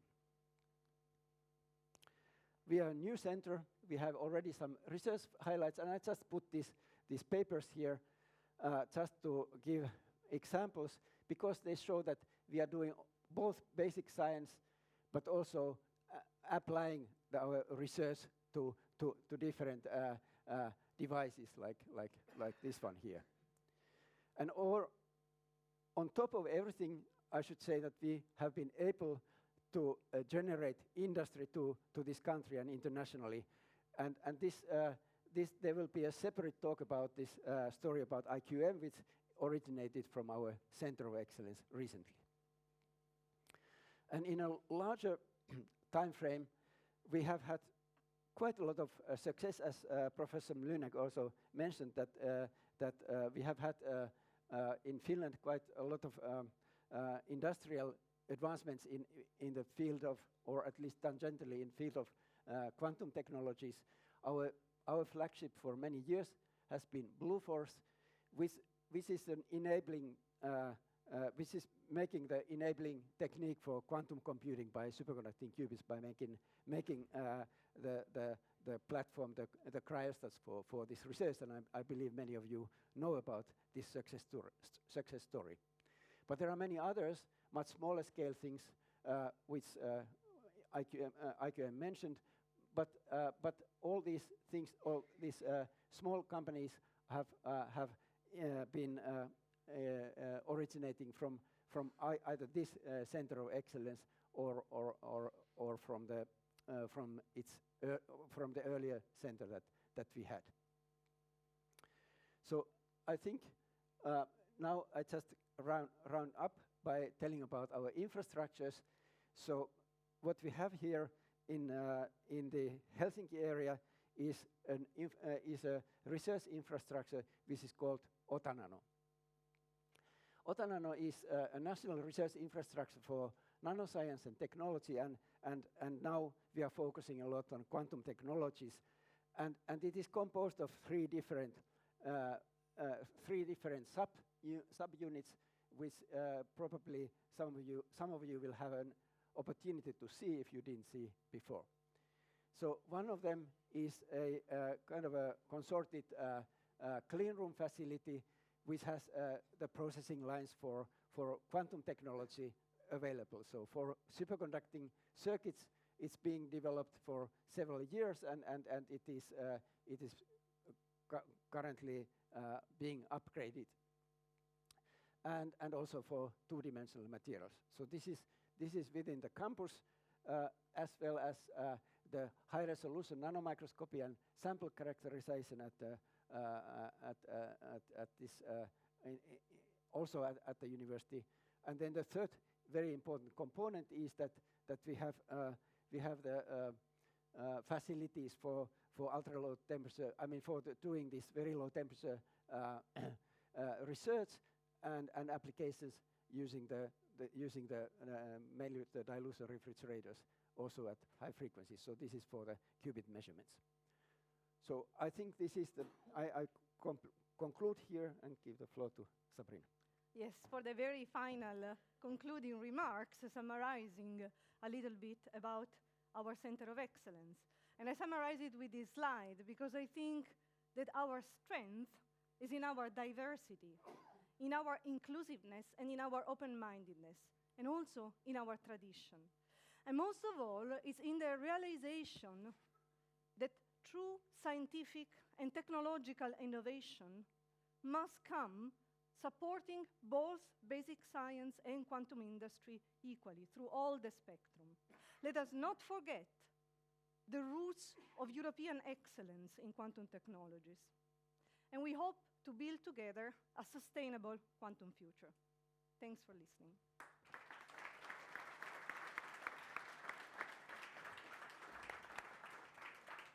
Thank you very much. I think this is really an excellent message encompassing the whole of this sort of Finnish session, so thank you very much. Since there is two of you and we have half a minute, we have maybe time for half a question, one quarter question for each. So who has half a question, please?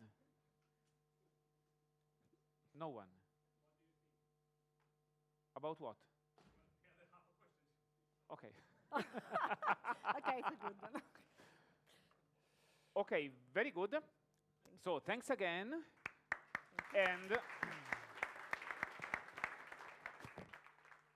so thanks Jukka and Sabrina, and then we can move on to Antti Vasara, who is the CEO of VTT, the Finnish RTO, and he is going to give us the technology talk. Thank you.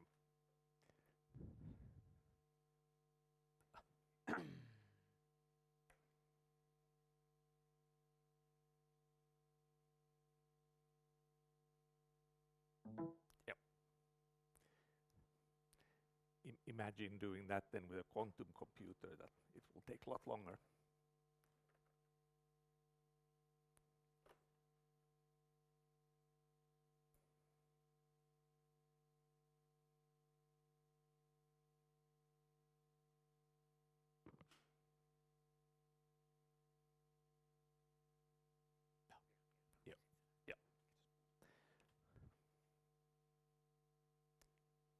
All right, thank you. Very good afternoon from me as well. I'm Antti Vasara, I'm the CEO for VTT, and it's a very great pleasure seeing this group here in Helsinki. One of the positive benefits of the EU presidency. I want to talk about what we do in quantum technology, and of course everything is linked to our partners like Aalto and University of Turku and many of the companies. But first, I want to address the question a little bit also why we are doing these things. So let me start with a video.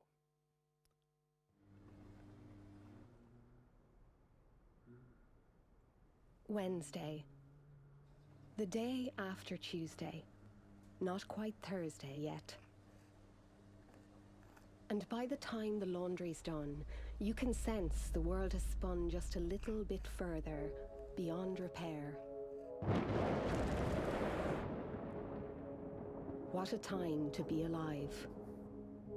Then again, this may be an ordinary day, but so was every day before every breakthrough. The day before we beat smallpox, before we saw an atom for the first time, the day before the first bytes of data shot across the World Wide Web. Never have futures unfolded in front of us as they do right now. As we speak, we are discovering extraordinary antimicrobial compounds in ordinary berries, so our children may beat superbacteria with cures directly from our forests. And right at this moment, we are designing hyperspectral cameras for satellites that let us see emissions and fight climate change from space. Plans are coming together for cities that are full of energy but free from pollution. So instead of cars, our children may focus on driving their dreams.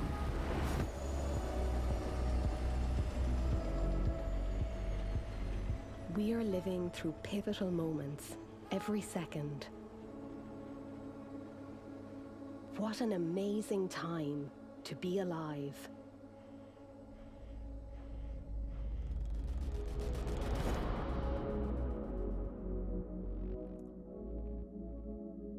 So why do we talk about these things?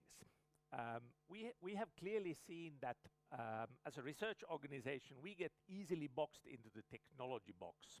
That we do some technology and kind of like let the engineers kind of like deal with that. But everything that we do has a purpose. But we need to make that connection then that what that purpose is and kind of like talk with the language that society understands. Everybody is now talking about climate change, resource sufficiency, and these types of things, and for a very good reason. They are basically existential threats to humankind, and we can show that we can produce solutions that help mitigate those things and solve these things. But we need to be the ones making that bridge. But it's also then that we need to help society imagine that there can be also solutions. So not only talk about the hard facts, but also sort of waken their imagination to see the future. And this is especially where I think that quantum technology comes in, because this is very futuristic that we are talking about here. And sometimes it is even hard to get people interested because they think that it's so far out. So how do we bridge that and show that this is reality?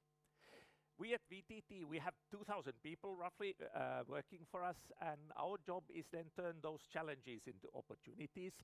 We work across very many fields. So I could be also talking today about how to make food out of thin air, or how do we design with artificial intelligence. Actually, we design life, or we design artificial materials and these types of things. But today I'll focus on just one corner, which is then the work that we do around microelectronics, and especially then on quantum. I think that this is really an amazing time to be alive, like it said on the video, because we are now, at least for the first time during my lifetime, we are living through same type of pivotal moment like it must have been that when transistors were invented. Most people probably didn't even understand what they were. Most people didn't understand the consequences, but that was a huge jump in what society and mankind could achieve. And I strongly believe, and I think that I'm preaching to the choir here, that the quantum technology is going to do the same kind of leap. And this is sort of then where we need to be communicating then to our colleagues and the society at large then that the major breakthroughs in mankind always have been underpinned by some technological breakthrough. Agriculture had many things that now seem trivial, electricity, transistor, these things. There always been a jump, sort of a major leap coming out of there, of course combined with societal development. But equally impossible it has been then to imagine then the possibilities. I bet that the people who invented transistor did not think about Netflix or Twitter or all the things that are nowadays possible through the technology. We need to help make that imagination leap also for people. Now, of course, there is then the hard technology that needs to be developed, but unless we can justify the reason for these things, I'm a little bit afraid then that some of these things will be pushed aside. And that's why I was so delighted to hear from Halil Ruhana then the thinking that goes on in the Commission, that at least at the Commission level, the connection has been made between these technologies and what they can solve. But it is important then that we all support that message. Now, technology. We are at this breakthrough moment, of course. We have been for a far longer time in quantum 1.0, where we are utilizing the quantum effects in technology, and we don't even anymore notice then that we have lasers or GPS, not only in James Bond movies. And we are now moving then to the quantum 2.0 phase, that where we are actually then utilizing really quantum states and these types of things then in real circuits. As the previous presentations have already covered, then that there are many things going on, and of course quantum communication seems to be the first one to emerge in real life. So this is the one that's least science fiction at the moment, so this is going into implementation. Sensing and metrology similarly is an area then that where real things are happening, but maybe not as easily understandable by the general public. And of course, the promise of a quantum computer is somewhat clear, but of course, there we have the biggest steps to be taken. Now, where then a small organization like VTT with its partners here in Finland can make a difference. So we have of course been thinking a lot then that how to contribute when China is investing tens of billions of euros, even companies are investing billions of euros, and we are operating on a shoestring budget. So we need to be good in targeting then that where we make that dent in the universe. And of course, now I'll only cover then essentially kind of like then the superconducting technologies that are used in quantum. So I don't go into the other technologies, but it is important to realize then that many of the things which we have perfected on the microelectronics side are extremely relevant now for quantum technologies. We are at the stage that where microelectronics is very much geared for performance and price. So it's in the mass market situation, and all the huge operations that are out there are essentially run for that. If you look at the quantum ICT part, here the three most important things that we are looking for are performance, and then performance. And that requires more research orientation and essentially then ability to be able to customize, modify the processes on the go, and really kind of like target for that particular application. And that means then that much of the work that we do is more akin to doing high-end instrumentation rather than mass manufacturing. And for us, of course, the key tool is part of the Otanano infrastructure that Professor Pekola was mentioning. Then that we have our Micronova facilities, roughly 10 kilometers from here, close to the place that where the event tonight is, and where we have since 1997 had the clean room facilities for doing photonics, but also superconducting circuits. And when everybody else went for CMOS technologies and kind of like the mass market, we figured out that we will run out of money in a week, and kind of like before Intel blinks an eye. And that's why we need to find a different niche that where we are operating, and went then to technologies like our photonics platform that's using a 3-micron SOI platform to do things. And that's how we have been able to actually differentiate in a really nice way. In Finland, describing a little bit differently what also we saw in the previous presentation, then that there is an emerging ecosystem around universities, funders, companies. So in that sense, then that and spin-off companies like IQM that we'll hear next. So there is a business already starting to emerge, but way more can be done. We are overall, as VTT, extremely active in Horizon 2020. Proportional to our size, we are probably in the top 3 in performance there. But then things like Quantum Flagship are crucial for us to get then to do bigger things.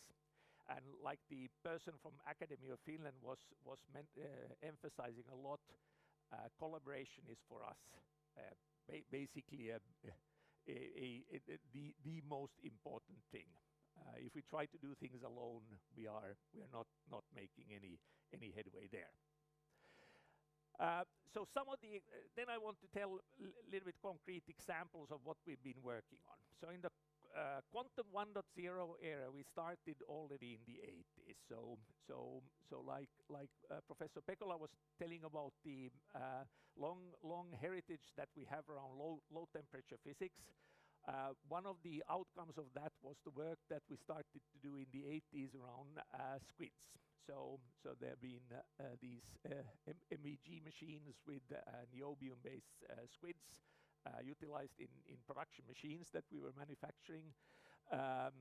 Some of our stuff is out there in the space. So in the Athena project, we did squid-based multiplexers for the detector arrays. And then more recently, for example, Askella, which is doing terahertz imaging with the bolometers, and these are hopefully things that will change the way that we have to go through airport security in the hopefully not so distant future. On the Quantum 2.0 area, few examples from things that have emerged from the collaboration that we've done with Aalto. For example, this quantum circuits refrigerator, so that we can reset the qubits more easily and faster readout of then the qubits with these types of circuits. And these are then some of the technologies that have been the basis then for IQM and who are now commercializing then these in that spin-off. Then one area that what we are currently focusing on is around linked then into the scaling up of quantum computers. So on the in the classical microchips, nowadays these chips are very much 3D structures. So having very many layers there.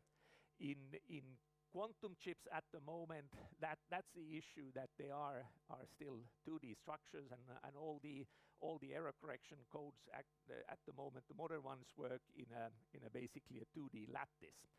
And if you start stacking them, you easily destroy then the quantumness in there.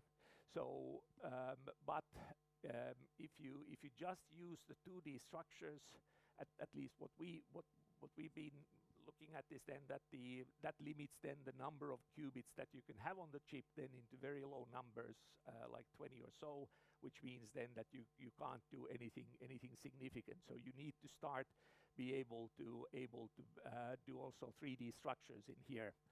And we've been then starting to look at how to basically have still of course the qubits in one layer and then putting the readout chips on top of that. And this is part of obviously one of the initiatives that are under Quantum Flagship. So this is of course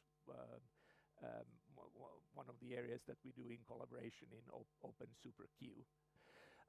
So our solution here, what we're working on is around the flip chip bonds and then through silicon vias, superconducting ones, and then utilizing then the work that we have been doing for quite a long time with parametric amplifiers, and that way being able to do very low noise solutions in there.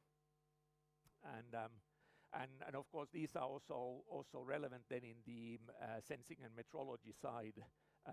So one of the things that was very recently published then was this record high sensitivity microwave detection around 20 zeptowatt or 10 zeptowatt resolution, which is 10 to minus 21. So low numbers. Scaling up then, of course, beyond this is that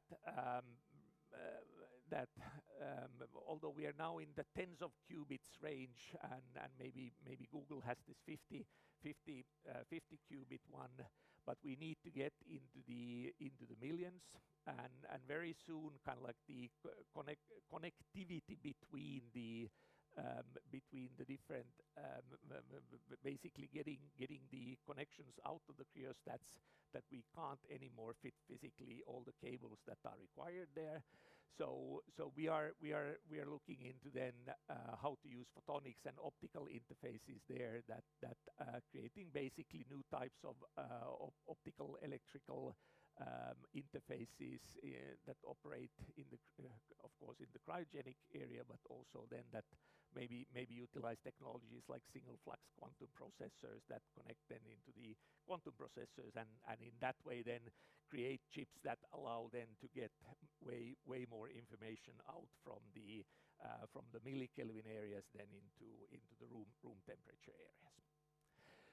But the points that I wanted to share with you in this quick presentation is that we all share here the excitement around quantum, but it is our duty then to make rest of the world also excited about then that we are again living through the area that when sort of the era of new transistor. There is super good knowledge and expertise in quantum technology in Europe, but the competition is really hard. It is vital, like Halil Ruhana said, that we retain and develop that competence in Europe. And also then that this is not sci-fi. We have the excellence, now's the time to start building up this industry. And this is also something which is very unique, that you can be witnessing that the new industry really emerges. And the quantum industry is now being born. And think about, for example, mobile industry. Still in the 70s, nobody spoke about that one. It was tiny, and now it has grown into these tens and hundreds of billions of euros. And I believe strongly that we are seeing a similar type of thing here. And that's why this is so exciting. And for us, we aim to be one of the leading quantum microsystem foundries, if not only in Europe, but also in the world. So we want to collaborate and partner with you. So please talk to us. Thank you.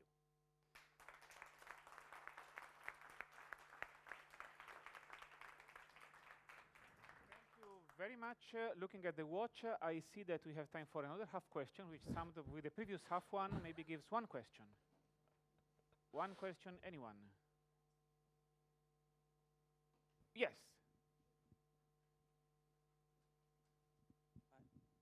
Do you feel that on the last slide you showed us 3 big items? Like, do you feel that the first one, how we connect to society, so to say, gets enough attention in No, in not, the flagship? not at the right moment. now? No, clearly What not. should be done then?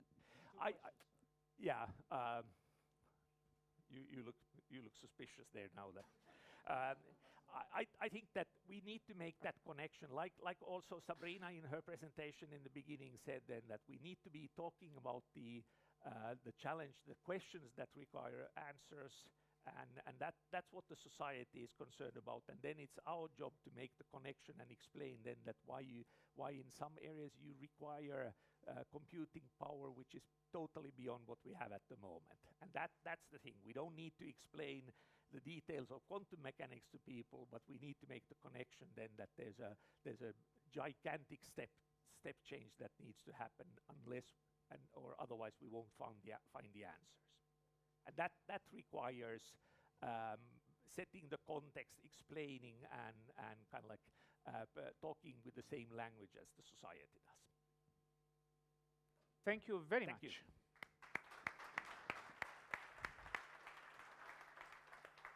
So we finish this round of Finnish stuff with Jan Götz from IQM. And he has a title which is really kind of refreshing after all this depressing thinking about, oh my goodness, can we ever survive the Americans and all of that? Because his title is Shaping the Quantum Future from Europe. So this is really one prime example of the fact that, yes, we can compete. Yes, we can. Please. A very nice introduction, and indeed this is our goal is not to be a passive observer but really be active in this whole quantum field and be an active player in shaping the quantum future from Europe. So thank you the organizers for giving me the opportunity to talk here. I don't know where my slides are, but anyways, I think it was mentioned earlier that one of the wishes from the Commission is that there will be a company which is set up to build a 50-qubit quantum computer. Well, here we are. So this is exactly the goal for IQM, is to build a superconducting quantum computer. We are actually not only this, but we are a spin-out also from the flagship, or more the European funding scheme. I think the technology which is in here is not only the flagship because it's not so old, but it's more than 10 years of research done here in Helsinki, funded partly by the European Union. So this is really what is happening here in Finland. So on a global scale, we have heard this already quite some time today, the numbers that the US are investing a lot and China is investing a lot. And I just brought here this example. It's a recent Forbes article which also touches this topic on how do we create awareness, why are there not these kind of news in Europe, and I think we have to work very hard on this, and we are trying to do this. And of course this is a US article, and you don't have to share all the opinions which are in there, and I actually don't share everything which is written there, but it's worth to notice a few sentences. One is that China understands the strategic importance of quantum technology both to its economy and its military. So what we see is that really the decision makers are anticipating a huge disruption for economy. This is one thing, and I think this is why we are going here. On the other hand, we have to be aware that still a lot of funding comes from the military sources, and we shouldn't kind of be too childish with this one. But the main point is that really there is a strong motivation to invest in this, even there is not really a market yet, but just with the vision there will be a market, and when it's there, it's very important to be active. The other sentence I brought here is that, however, thanks to investments by our tech giants, IBM, Google, Microsoft, the US states has maintained its lead.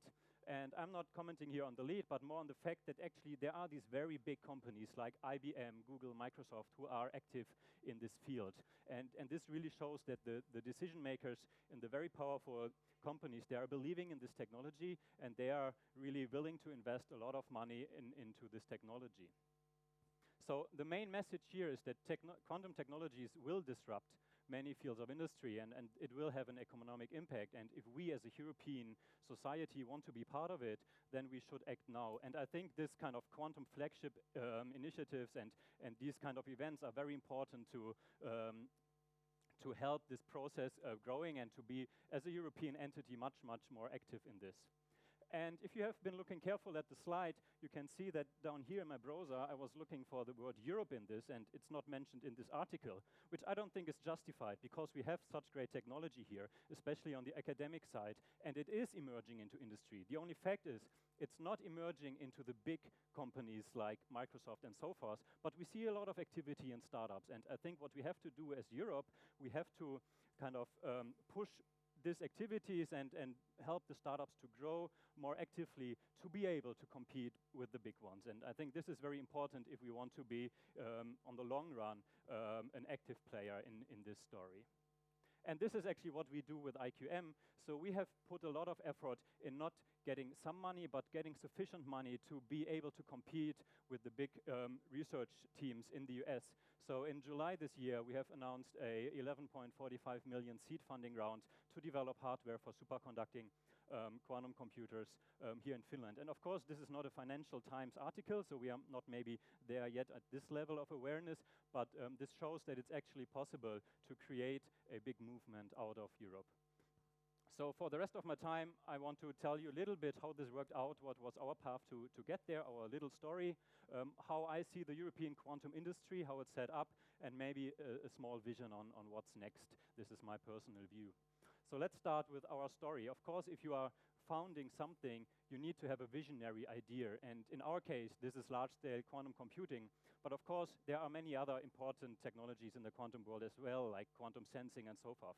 But since my background is quantum computing, I will focus a little bit on this story.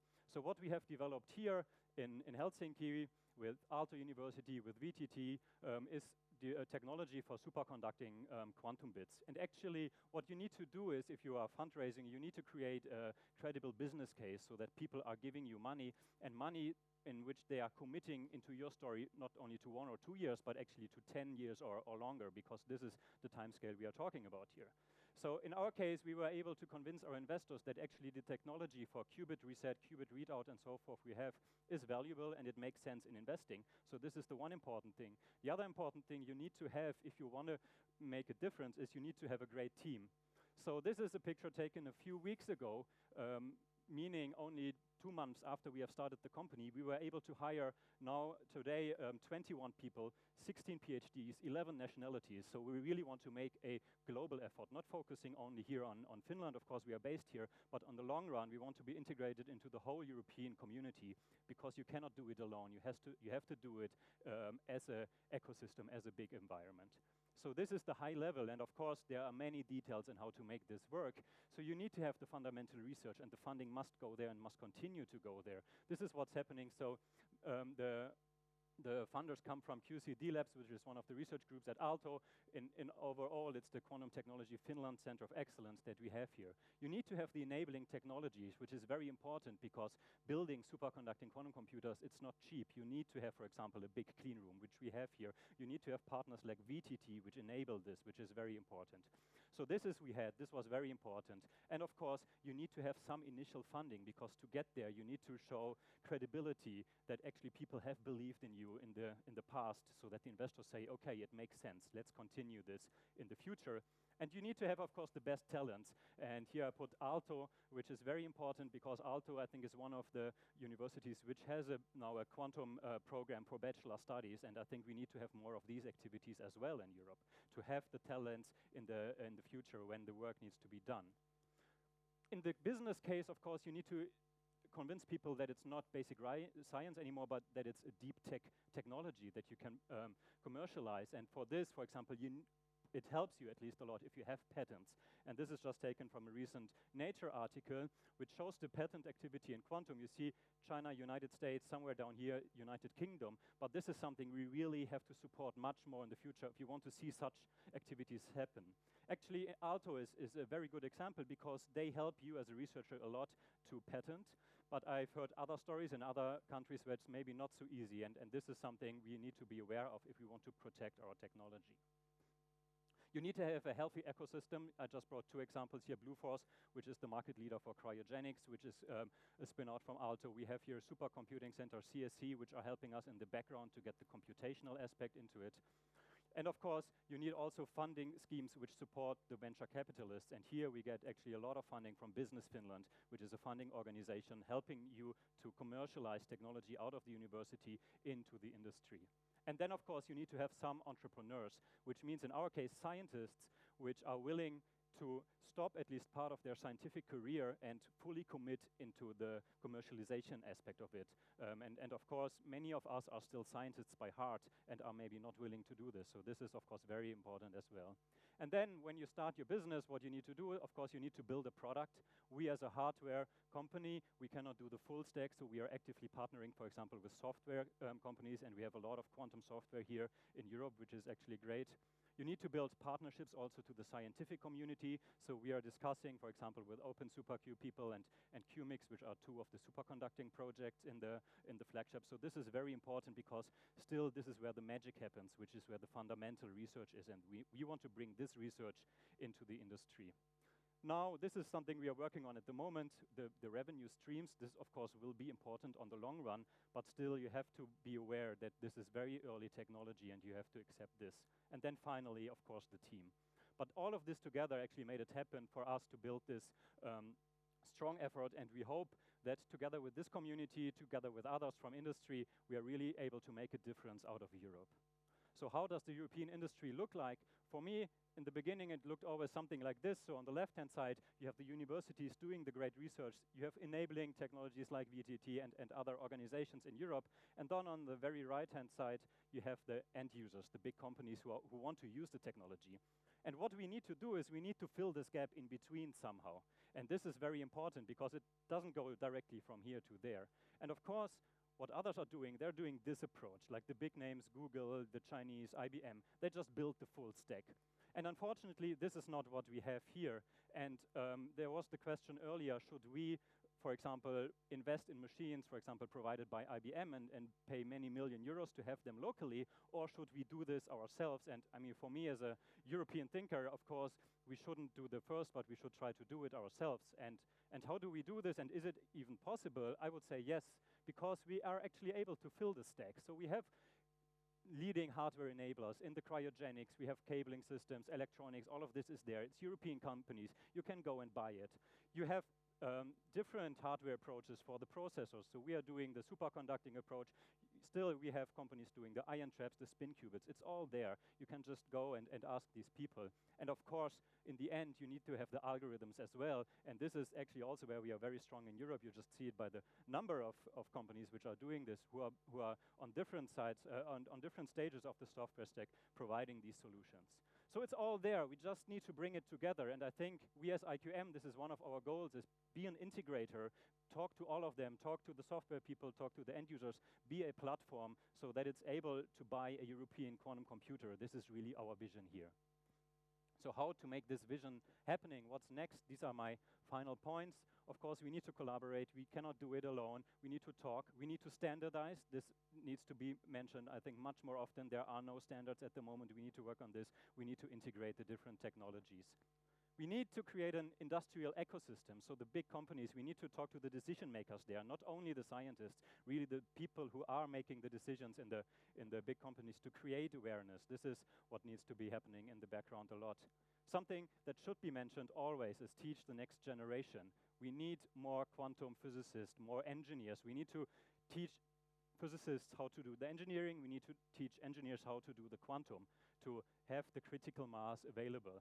And then, of course, we have to think big. If we want to compete globally, we need to think big, but still we should stick to the promises. We shouldn't oversell our stuff. We should tell the real time scales that the time that it will take, not make promises which we are not going to hold in the end. And finally, think a little bit outside the box. Talk to people who are not from this field, maybe from others. Talk to media, talk to journalists, talk to teachers, make all of this happen. And I think we are on a good track as a European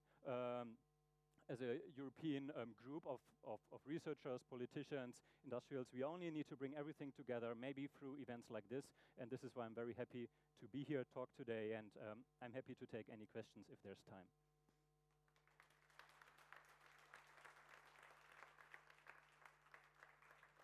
Thanks a lot. There is indeed time for a few questions.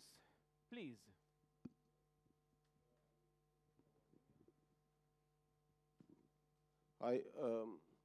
My question is about entrepreneurship.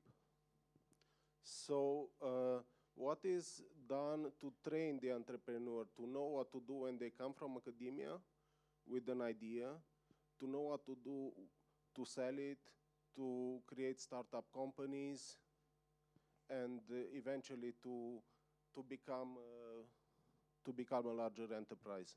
So I cannot answer it for your case, but I know in Aalto, for example, we have an innovation center which supports such activities. They offer training courses. You can go and talk to them, but it depends, of course, on the university where you're coming from. I don't know if all of the universities offers them, but then I think you need to have a good network. And in our case, for example, all of the founders are scientists. We don't have any entrepreneurial background. So right from the beginning, we were talking to people from the VC world, from the entrepreneurial world, listening to them, trusting in them, so you need to find the right people, and then also to kind of accept that there are fields which maybe as a physicist you don't know so well, so accept what they are saying and trust what they do. Please.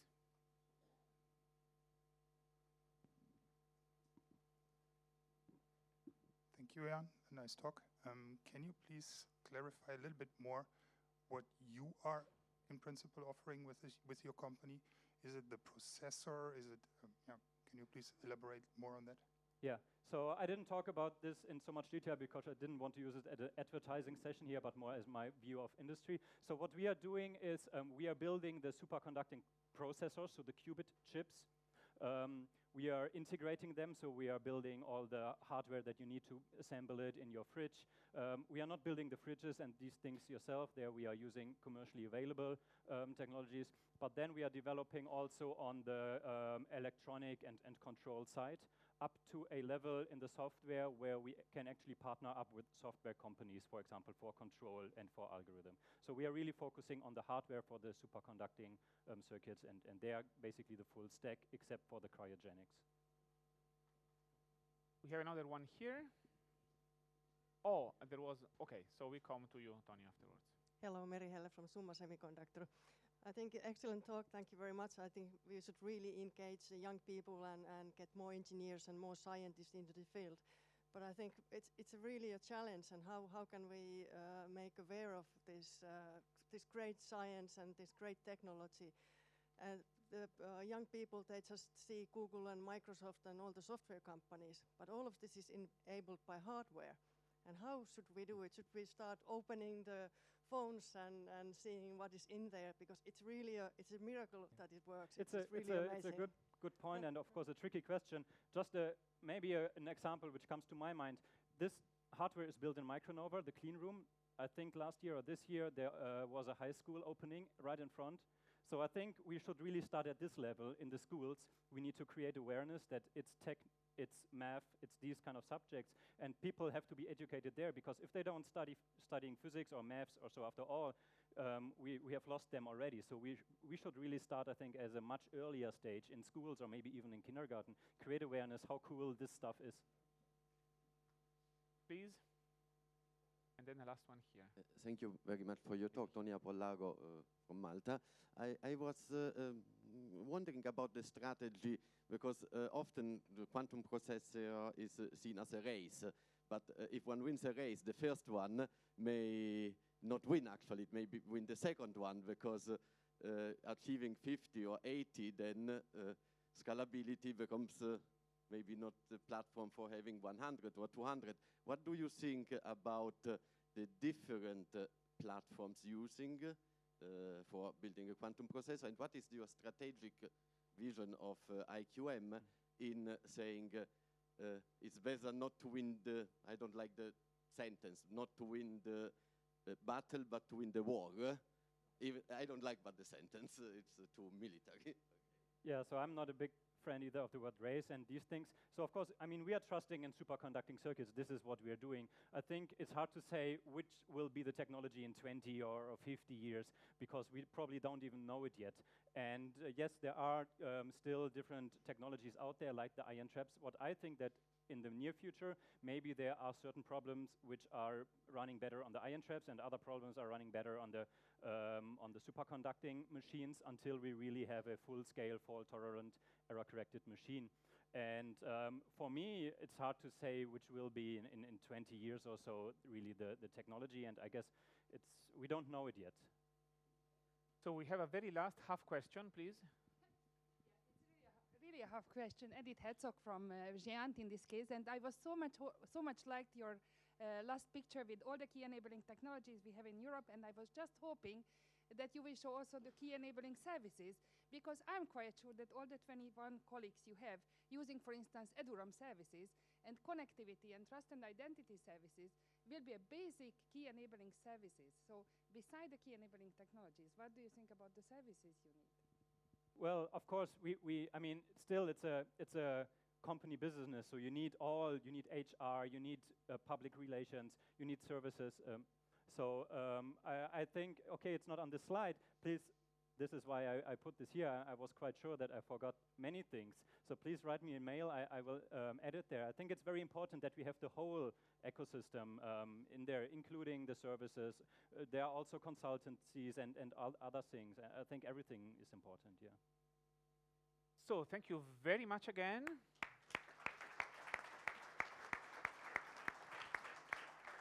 It's by now clear that Finland can be very proud of its quantum ecosystem, and still there are, well, actually I follow the advice of our hierarchy here, so I didn't check on my cell phone whether we have 26 more or 27 more member states of the European Union at this stage, so I'm not sure, but certainly many of those are represented in QuantERA, the consortium of funding agencies which are supporting quantum technologies, and we are very happy that we have Silvia Kostka today here, who is coordinating that whole undertaking, which is very complex, so she will tell us everything about that now. Thank you. Thank you very much. Good afternoon. So thank you very much for the invitation, although I know I'm competing here with the coffee break, so I'll be brief, no worries. So my name is Silvia Kostka, and together with Professor Konrad Banaszek, we coordinate QuantERA. QuantERA is the world's largest program of the research funding organizations in quantum technologies, and it is co-funded by the European Commission. So the main message of my presentation is that actually when it comes to the alignment of the policies in quantum technologies, within the last few years, we made an outstanding progress as Europe. So actually, the European landscape in quantum technology policies has become broader and much more diversified. So especially at the national and European level. The question is actually what we can do to keep the momentum going. As you can see here, these are quantum technology research funding organizations within the QuantERA. And quantum domain is actually a very good example of the strategic cooperation within the European research area. In last few years, actually in 3 years' time, the European research community, European Commission, countries, member states, funding agencies, and ministries were able to build multi-layer connections at the national, regional, and European level. So I will focus on the last one, on the European level, because actually this is the most demanding one and the most challenging and the crucial one, obviously, if we want to be competitive still. The domino effect started in 2016 by Quantum Manifesto, then QuantERA, and eventually with the Quantum Technology Flagship Initiative. These were very clear directions for member states to build their national agendas, their national policies in quantum technologies. So many of these are still in progress. Within the QuantERA, we have this task that we map actually the developments of public policies in Europe. And every year we ask our partners what have been done so far and what are the developments. So according to our inventories, not only national programs of the usual suspects like UK, Netherlands, or Switzerland has been carried on, but also the widening countries and the smaller countries are very active in the field. This is crucial in order to broaden the area, and this is very important to make the quantum technologies broader in Europe. So, as I said, this is very promising, and we are evolving, but what we can do to keep the momentum going? So, first of all, in QuantERA, which is the part of the ecosystem responsible for research funding, we fund excellent transnational research projects in quantum technologies. This is crucial. So we pool national and EU resources through co-fund mechanism. We map development in public policies. We aim to foster the cooperation between academia and industry, and we spread the excellence across the era. It was a lot about, in the previous talk, about the team working. So you can see here that this is the team after the first call. Right now, the team is much bigger after the second call. We are honored to be advised by these excellence and fantastic researchers and industry representatives, which are the Strategic Advisory Board of QuantERA.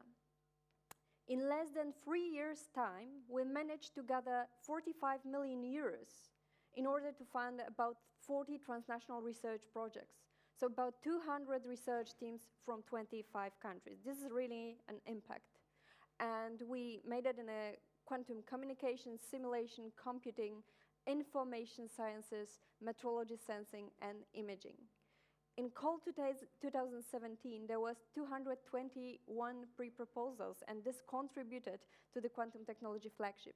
Later on, in the call 2019, a non-foreseen call, which was actually an action of only the partners of QuantERA without the EC co-funded, we managed to fund another 12 projects. So here you can see the connections, the research teams within Europe, and how QuantERA helps to build those within the quantum flagship. This is the core, so actually the projects that we are funding. In the call 2017, there was over 32 million euros coming, 11 from the European Commission, less from the member states, the next part. And within the second call, for about 30 million euros, we managed to recommend for funding another 12 projects. Obviously, we must ensure sustainability, and we will apply for the QuantERA 2 program within the FED flagship call in Horizon 2020.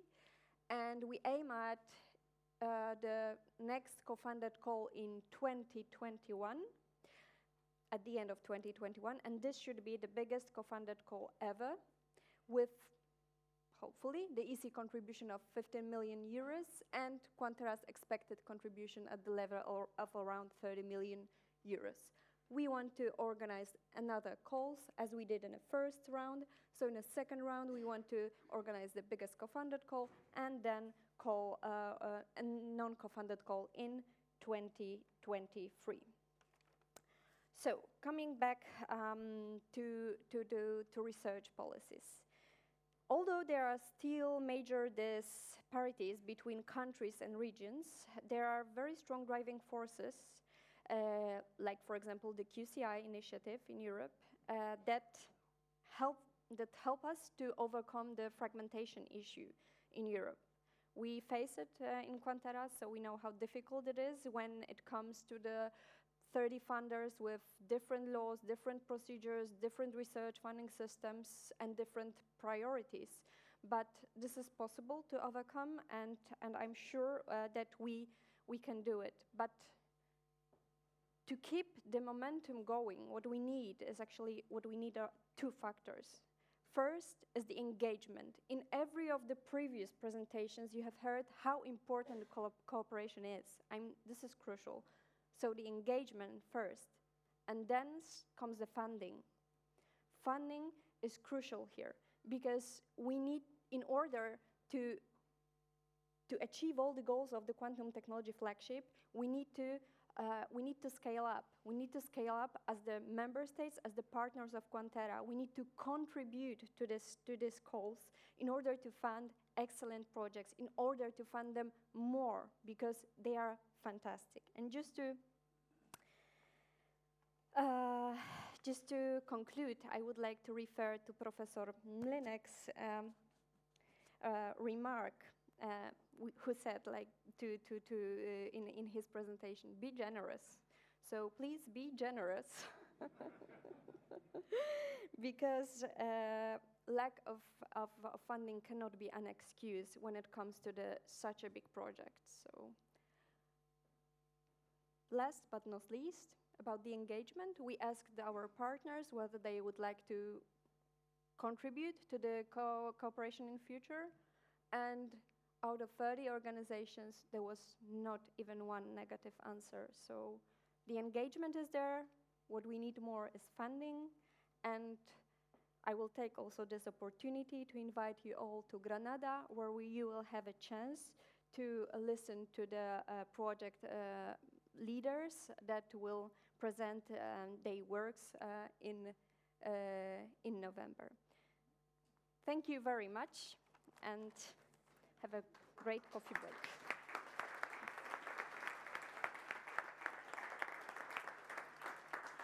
Thanks a lot.